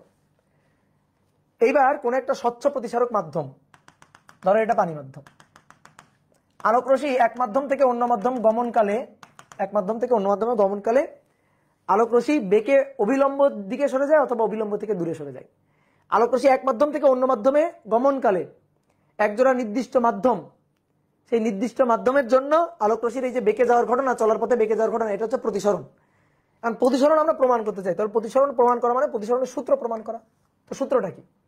সূত্র হচ্ছে এই যে আলোক রশ্মি আপতিত হলো, আপতিত হয়ে যখন নির্গত হবে আর কি, প্রতিসরিত হবে, তখন যে বরাবর আপতিত হচ্ছে ওই বরাবর যায় না, বেঁকে যায়। হালকা থেকে ঘনমাধ্যমে যাওয়ার সময় আলোক রশ্মি অবিলম্বের দিকে বেঁকে যায়। ধর হালকা মাধ্যম এ মাধ্যম, ঘন মাধ্যম বি মাধ্যম, এ থেকে বিতে যাচ্ছে, অবিলম্বের দিকে বেঁকে যাবে। এই কোণটা হচ্ছে আপতন কোণ আই, আর এই কোণটা প্রতিসরণ কোণ আর। তো প্রতিসরণের সূত্র কি? প্রতিসরণের সূত্র হচ্ছে স্নেলের সূত্র, বিজ্ঞানী স্নেলের সূত্র। সে কি বলতেছে? একজোড়া নির্দিষ্ট মাধ্যম ও একটি নির্দিষ্ট বর্ণের আলোর জন্য আপতন কোণের সাইন, আপতন কোণ আই, তার সাইন আই, এবং প্রতিসরণ কোণ তার সাইন এর অনুপাত একটা ধ্রুব সংখ্যা। সেই ধ্রুব সংখ্যাটাকে বলা হয় প্রথম মাধ্যম সাপেক্ষে দ্বিতীয় মাধ্যমের প্রতিসরাঙ্ক। কি বলা হয়? প্রথম মাধ্যম সাপেক্ষে দ্বিতীয় মাধ্যমের প্রতিসরাঙ্ক। তাহলে প্রথম মাধ্যম সাপেক্ষে দ্বিতীয় মাধ্যমের প্রতিসরাঙ্ক এ মিউ বি, এটা ইকুয়াল টু হবে এ মিউ বি, প্রথম মাধ্যম এ সাপেক্ষে বি মাধ্যমের প্রতিসরাঙ্ক। এটা সমান সমান হবে sine i divided by sine r, sine i divided by sine r. এবার এ মিউ বি এটা সমান সমান, এগুলো তুমি 9 টেনে পড়ে আসছো বলে আমি একটু মনে করাচ্ছি। এ মিউ বি এটাকে লেখা যায় mu B divided by mu A, অর্থাৎ বি মাধ্যমের প্রতিসরাঙ্ক পরম প্রতিসরাঙ্ক ডিভাইডেড বাই এ মাধ্যমের পরম প্রতিসরাঙ্ক। এটা পরম প্রতিসরাঙ্ক মানে কি? পরম প্রতিসরাঙ্ক মানে হচ্ছে শূন্য মাধ্যমের সাপেক্ষে কোনো মাধ্যমের প্রতিসরাঙ্ক। এটা হচ্ছে বায়ু মাধ্যম, এটা হচ্ছে পানি মাধ্যম। তো এ মাধ্যম সাপেক্ষে বি মাধ্যম, ধরো এ মাধ্যম সাপেক্ষে বি মাধ্যমের প্রতিসরাঙ্ক হবে বি মাধ্যমের পরম প্রতিসরাঙ্ক শূন্য মাধ্যমের সাপেক্ষে প্রতিসরাঙ্ক ডিভাইডেড বাই এ মাধ্যমের পরম প্রতিসরাঙ্ক, অর্থাৎ এ মাধ্যমের শূন্য মাধ্যমের সাপেক্ষে প্রতিসরাঙ্ক। ঠিক আছে, এইটাকে আর একটা জিনিস লেখা হয়, সেটা হচ্ছে C A divided by C B. C হচ্ছে বেগ। আলো কিন্তু সব মাধ্যমে একই বেগে চলে না। শূন্য মাধ্যমে আলোর বেগ সবচেয়ে বেশি, 3 × 10⁸ মিটার পার সেকেন্ড, কিন্তু অন্যান্য মাধ্যমে আলোর বেগ কিন্তু কম। আলো কিন্তু সব মাধ্যমে সমান বেগে যাবে না। তাহলে এ মাধ্যমে আলোর বেগ সি এ, বি মাধ্যমে আলোর বেগ সি বি। তাহলে প্রতিসরণ প্রমাণ করা মানে ভাই প্রতিসরণের এই সূত্রটা প্রমাণ করা, আর কিছু না। কেউ যদি বলে এই প্রতিসরণ প্রমাণ করো, তাহলে প্রতিসরণ প্রমাণ করা মানে এই সূত্রটা প্রমাণ করা, আর কিছু না। কি clear? A mu B equal to mu B by mu A, C A by C B. C কি? আলোর বেগ, আর sine i by sine r. তো দেখি এইটা প্রমাণ করা যায় কিনা। ঠিক আছে, এই সূত্রটা আগে বুঝান ভাই। এই সূত্রটা তো বুঝে আসার কথা। এই সূত্রটা বড় নাই 9 টেনে ভাই, শর্ট সিলেবাস। হাই আমার মাথা একটা বাড়ি দিয়ে যাও, আসো আমার মাথা একটা বাড়ি দিয়ে যাও, দৌড় দাও।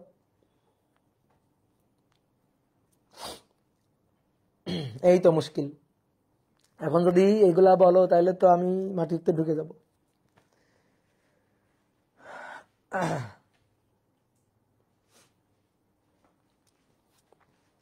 শোনো শোনো শোনো শোনো, ধরো এটা এ মাধ্যম, এ মাধ্যম, এ মাধ্যমের প্রতিসরাঙ্ক হচ্ছে মিউ এ, আর এটা বি অন্য একটা মাধ্যম, এই মাধ্যমের প্রতিসরাঙ্ক মিউ বি। যেমন পানির প্রতিসরাঙ্ক, পানির পরম প্রতিসরাঙ্ক 1.33, কাচের প্রতিসরাঙ্ক 1.5। তো সেরকম চিন্তা করে, এটা হচ্ছে পানি, এটা হচ্ছে কাচ। তো এরকম এক মাধ্যম থেকে আরো আলো অন্য মাধ্যমে যাবে, যাওয়ার সময় ধরো এই যে আলোক রশ্মি আপতিত হলো, এটা হচ্ছে অবিলম্ব। তো যাওয়ার সময় আলো বেঁকে যাবে, ঘন হালকা থেকে ঘনতে যাওয়ার সময় বেঁকে যাবে, আর ঘন থেকে হালকাতে যাওয়ার সময় অবিলম্ব থেকে দূরে সরে যাবে আর কি। দুই ক্ষেত্রেই বাঁকবে। হালকা থেকে ঘনতে আসার সময় অবিলম্বের দিকে বেঁকে যাবে, আর ঘন থেকে হালকাতে যাওয়ার সময় অবিলম্ব থেকে দূরে সরে যাবে। এই কোণটা আপতন কোণ, এর এই কোণটা প্রতিসরণ কোণ। বিজ্ঞানী স্নেল বলতেছে, সে বলতেছে যে কোন একটা নির্দিষ্ট বর্ণের আলো, ধরো এই যে আলোক রশ্মিটা, এটা নির্দিষ্ট বর্ণের একটা আলো একজোড়া নির্দিষ্ট মাধ্যমের জন্য, ধরো এই যে মাধ্যম বি মাধ্যম একজোড়া নির্দিষ্ট মাধ্যম। তো প্রতিসরণের সূত্রটা হচ্ছে এই আপতন কোণের সাইন আর প্রতিসরণ কোণের সাইন, এদের অনুপাত হয় একটা ধ্রুব সংখ্যা। ধ্রুব সংখ্যা হয় সবসময়। তুমি যদি আপতন কোণ আই থেকে চেঞ্জ করে ধরো অন্য একটা আপতন কোণ নাও, তাহলে প্রতিসরণ কোণও ধরো চেঞ্জ হয়ে যাবে, কিন্তু অনুপাতটা sign i by sine r এটা সেম থাকবে। তুমি ধরো আয়নের জন্য আর1 পাইলা, আপতন কোণ I2 নিলা, তার জন্য প্রতিসরণ কোণ R2 পাইলা। আপতন কোণ চেঞ্জ করে I3 নিলা, তার জন্য প্রতিসরণ কোণ তুমি পাইলা IR3। এই অনুপাত, আপতন কোণ চেঞ্জ হলে প্রতিসরণ কোণ চেঞ্জ হয়ে যাবে। ঠিক আছে, তো এর যে অনুপাতটা, এই অনুপাত থাকবে একটা ধ্রুব সংখ্যা, সেই ধ্রুব সংখ্যাটাকেই বলা হয় প্রথম মাধ্যম সাপেক্ষে দ্বিতীয় মাধ্যমের প্রতিসরাঙ্ক। এটাকে লেখা হয় কিভাবে? এটাকে লেখা হয় এভাবে যে প্রতিসরাঙ্ক মানে হচ্ছে মিউ, মিউ দিয়েও লেখে, ইটা দিয়েও লেখে, ইটা দিয়েও লেখে।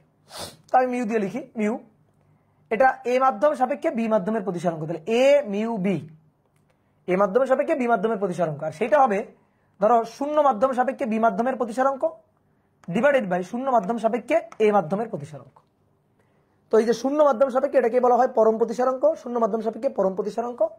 তো এটাকে এইভাবেই লেখা হয় mu B divided by mu A. এইবার যদি এই মাধ্যমে আলোর বেগ সি এ হয় আর এই মাধ্যমে ধরো আলোর বেগ সি বি, তাহলে mu B divided by mu A এটা সমান সমান এই অনুপাতটা সমান সমান উল্টা C A divided by C বিও হবে, এটা সমান সমান C A divided by C বিও হবে। এটাই হচ্ছে প্রতিসরণের সূত্র। এখন কেউ যদি বলে এই প্রতিসরণ প্রমাণ করো, তাহলে ভাই তুমি এটাই প্রমাণ করবা, তুমি প্রতিসরণ প্রমাণ করো, তাহলে এটাই প্রমাণ করবা। সব মাথার উপর দিয়ে যাইতেছে, মাথাটা নিচে নামাও, নয়তো মাথাটা 9 টেনে নিয়ে চলে যাও। মাথাটা নিচে নামাও, মাথার উপর দিয়ে গেলে হবে, মাথাটা সরি মাথা নিচে নামাবে না, মাথাটা উপরে উঠাও, মাথাটা উপরে উঠাও, তাহলে মাথার উপর দিয়ে মাথার ভিতর দিয়ে যাবে। এইবার আসো প্রতিসরণ প্রমাণ করব। আর যারা ধরো এখনো কিছু বোঝনি তারা মাথায় রাখো M U B equal to, math ট্যাথ করবো যখন তখন দেখবো। যারা বোঝনে মাথায় রাখবা M U B equal to sine i by sine r সমান সমান C A by C B. কে বলছে? অপূর্ব ভাই বলছে, বিশ্বাস, ঠিক আছে, বিশ্বাস। এইবার আসো প্রতিসরণ, তাহলে এটা একটা প্রতিসারক মাধ্যম, এটা একটা প্রতিসারক তল, নিচে এখানে একটা প্রতিসারক মাধ্যম আছে। দেখো এই চিত্রটা আরো সুন্দর। আগের চিত্র হয়েছিল কি, প্রতিফলন প্রমাণ করতে গিয়ে হয়েছিল কি, এই যে দুটো ত্রিভুজই এক উপরেই চলে গেছিল, এই ত্রিভুজটা উপরে, এই ত্রিভুজটা উপরে ঘিজিমিজি হয়ে গেছিল, একটু বুঝতে কষ্ট হয়েছিল, এই কারণে আমি দুইবার দেখাইছিলাম। এখন আসো এটা সহজ। এখান থেকে এই যে টর্চ লাইট আলো ছুড়ে দিছি, এই যে আলো একটা আলোক রশ্মি আসলো, ভালো করে দেখো, এই যে একটা আলোক রশ্মি এসে কেবল পৌঁছাইলো এখানে, এই আলোক রশ্মিটা এখানে এসে পৌঁছাইলো। এবার প্রশ্ন হচ্ছে তখন অন্যান্য আলোক রশ্মিগুলা কোথায়? তখন অন্যান্য আলোক রশ্মিগুলা হচ্ছে, তখন এই আলোক রশ্মিটা হচ্ছে এখানে, এই আলোক রশ্মিটা তখন এখানে, আর এই আলোক রশ্মিটা তখন, এই আলোক রশ্মিটা তখন এখানে, এই এখানে।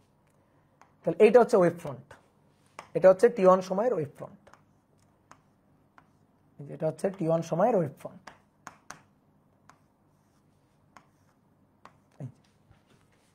এবার প্রতিসরিত হবে, তাহলে দেখো এটা হচ্ছে অবিলম্ব,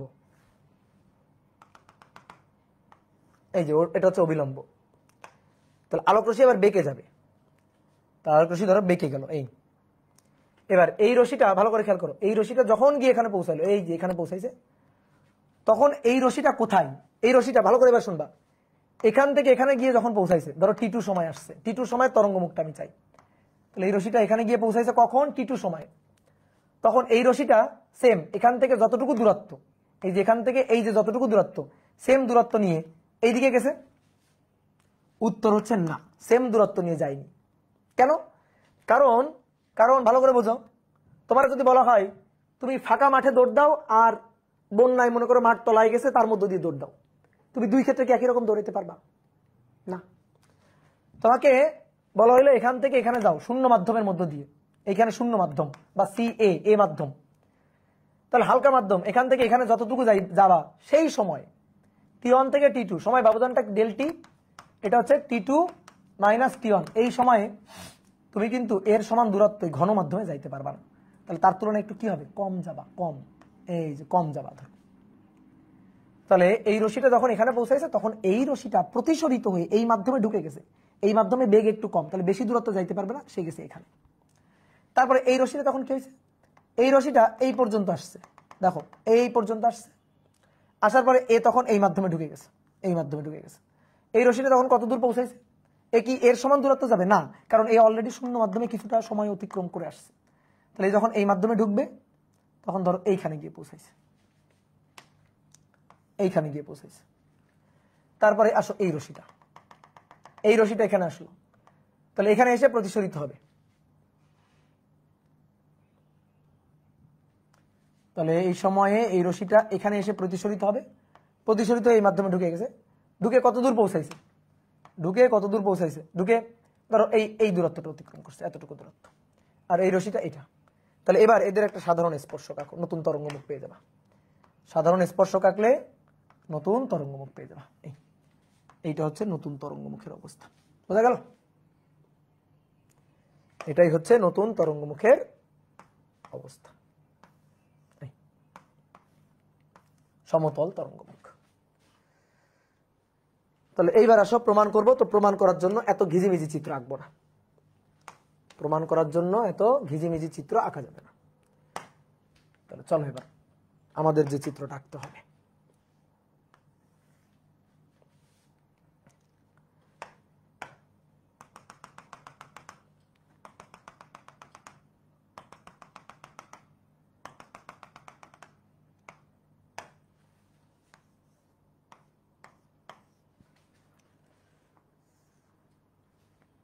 এটা এখানে যখন পৌঁছাইলো তখন এটা এই পর্যন্ত আসছে, এই পর্যন্ত। তাহলে এটা হচ্ছে টি1 সময়ের তরঙ্গমুখ, এটা টি1 সময়ের তরঙ্গমুখ, এই কোণটা 90 ডিগ্রি কিন্তু। হ্যাঁ, এইবার তারপরে এই রশিটা যখন এখানে এসে পৌঁছাইলো, তখন এ কোথায়? এ তখন প্রতিসরিত হয়ে গেছে, এটা অবিলম্বের দিকে বেঁকে আসবে, হালকা থেকে ঘনতে যাচ্ছে ধরো, তাহলে অবিলম্বের দিকে বেঁকে আসবে।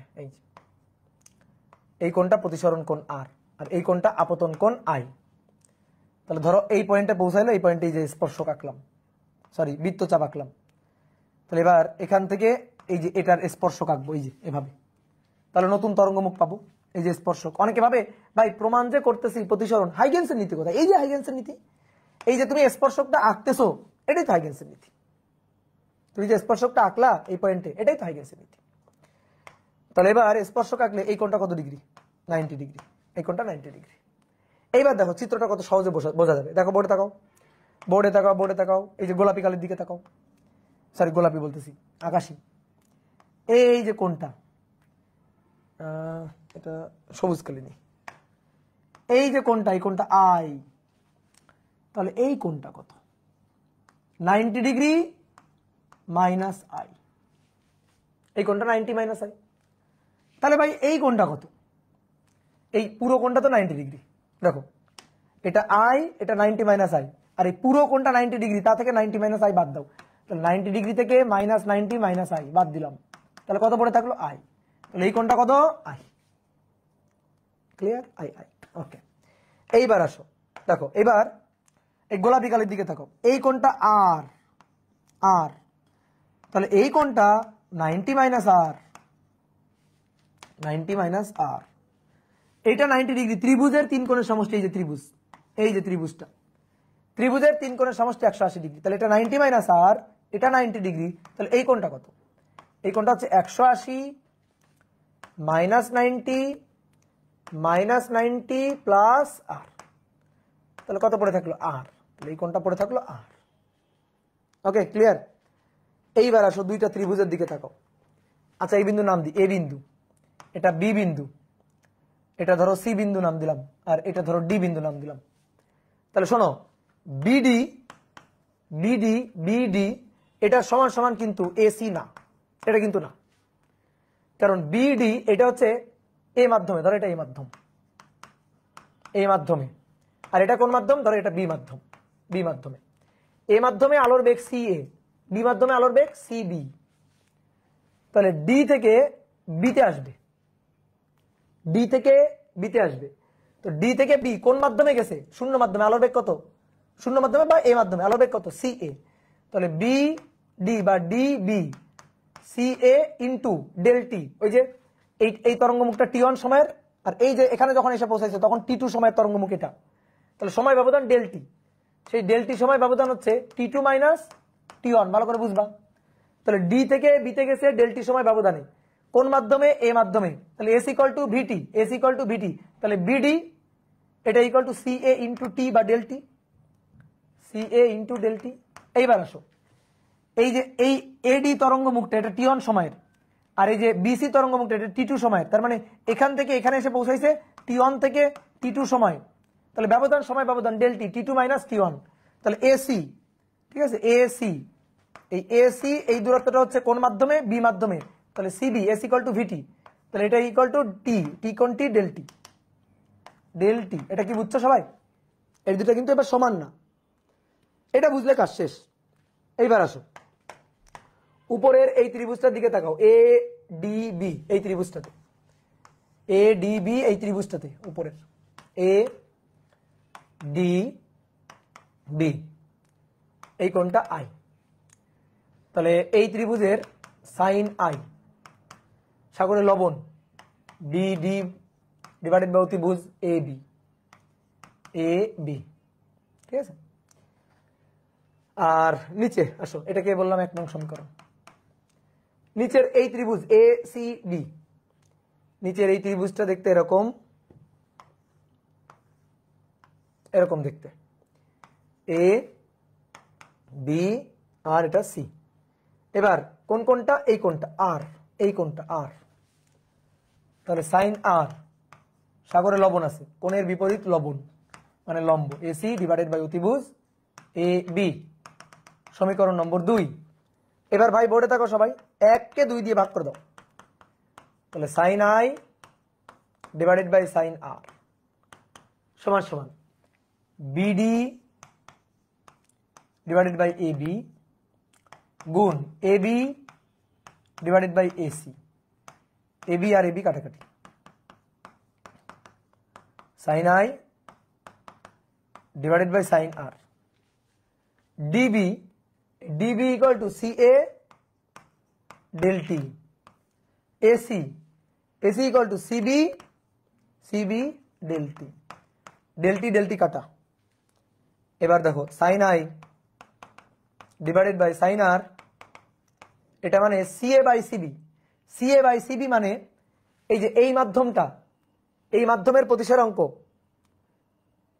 এই মাধ্যমের প্রতিসরাঙ্ক মিউ এ, এই মাধ্যমের প্রতিসরাঙ্ক মিউ বি, তাহলে সিএ বাই সিবি এই অনুপাতটা মানেই mu B divided by mu A, বুঝছো, mu B divided by mu A, এটা মানেই তো এ মিউ বি, তাই না, mu B divided by mu A, এটা মানেই তো এ মাধ্যম সাপেক্ষে বি মাধ্যমের প্রতিসরাঙ্ক, তাহলে sine i divided by sine r, এটা মানেই তো এ মিউ বি, এ মাধ্যম সাপেক্ষে বি মাধ্যমের প্রতিসরাঙ্ক। এটা কিসের সূত্র, কিসের সূত্র, এটা প্রতিসরণের সূত্র, এ মাধ্যম সাপেক্ষে বি মাধ্যমের প্রতিসরাঙ্ক A mu B equal to sine i by sine r, এই তো হয়ে গেল, এটাই তো প্রতিসরণের সূত্র। এটা প্রতিসরণের সূত্র কার সাহায্যে প্রমাণ করলাম, হাইগেন্সের প্রিন্সিপালের সাহায্যে, হাইগেন্স এর নীতির সাহায্যে, নীতির সাহায্যে। তাহলে বুঝতে পারলা ঘটনা, তাহলে আলোর তরঙ্গ তত্ত্বের সাহায্যে, জিওমেট্রিক্যাল অপটিক্সের নীতি না, জিওমেট্রিক্যাল অপটিক্স খাটাইনি, তরঙ্গ তত্ত্ব খাটাইছি, হাইগেন্সের যে প্রিন্সিপাল সেই প্রিন্সিপাল খাটাইছি, খাটাই আমরা প্রতিফলন এবং প্রতিসরণ প্রমাণ করছি। তো প্রথম ক্লাসে অনেক পড়াই ফেলছি, এগুলো এক্সামে আসবে না, প্রতিফলন প্রতিসরণ এটা প্রমাণ করতে আসবে না, কিন্তু এখান থেকে ম্যাথ আসতে পারে, তো সেই ম্যাথগুলো আমরা পরের দিন করব, এবং আমরা পরের দিন আসলে এই অধ্যায়ের মূল পড়াই যাব। তো আজকে এই পর্যন্ত, সবাই ভালো থাকো, সুস্থ থাকো। আশা করি আজকে নেটে কোনো ঝামেলা হয়নি, আমি কিন্তু নেটের নতুন লাইন নিছি একেবারে, ঠিক আছে? বলো তো নেটে ঝামেলা হচ্ছে কিনা, অনেস্ট কথা বলবা। All clear? তাহলে সবাই ভালো থাকো, টাটা টাটা।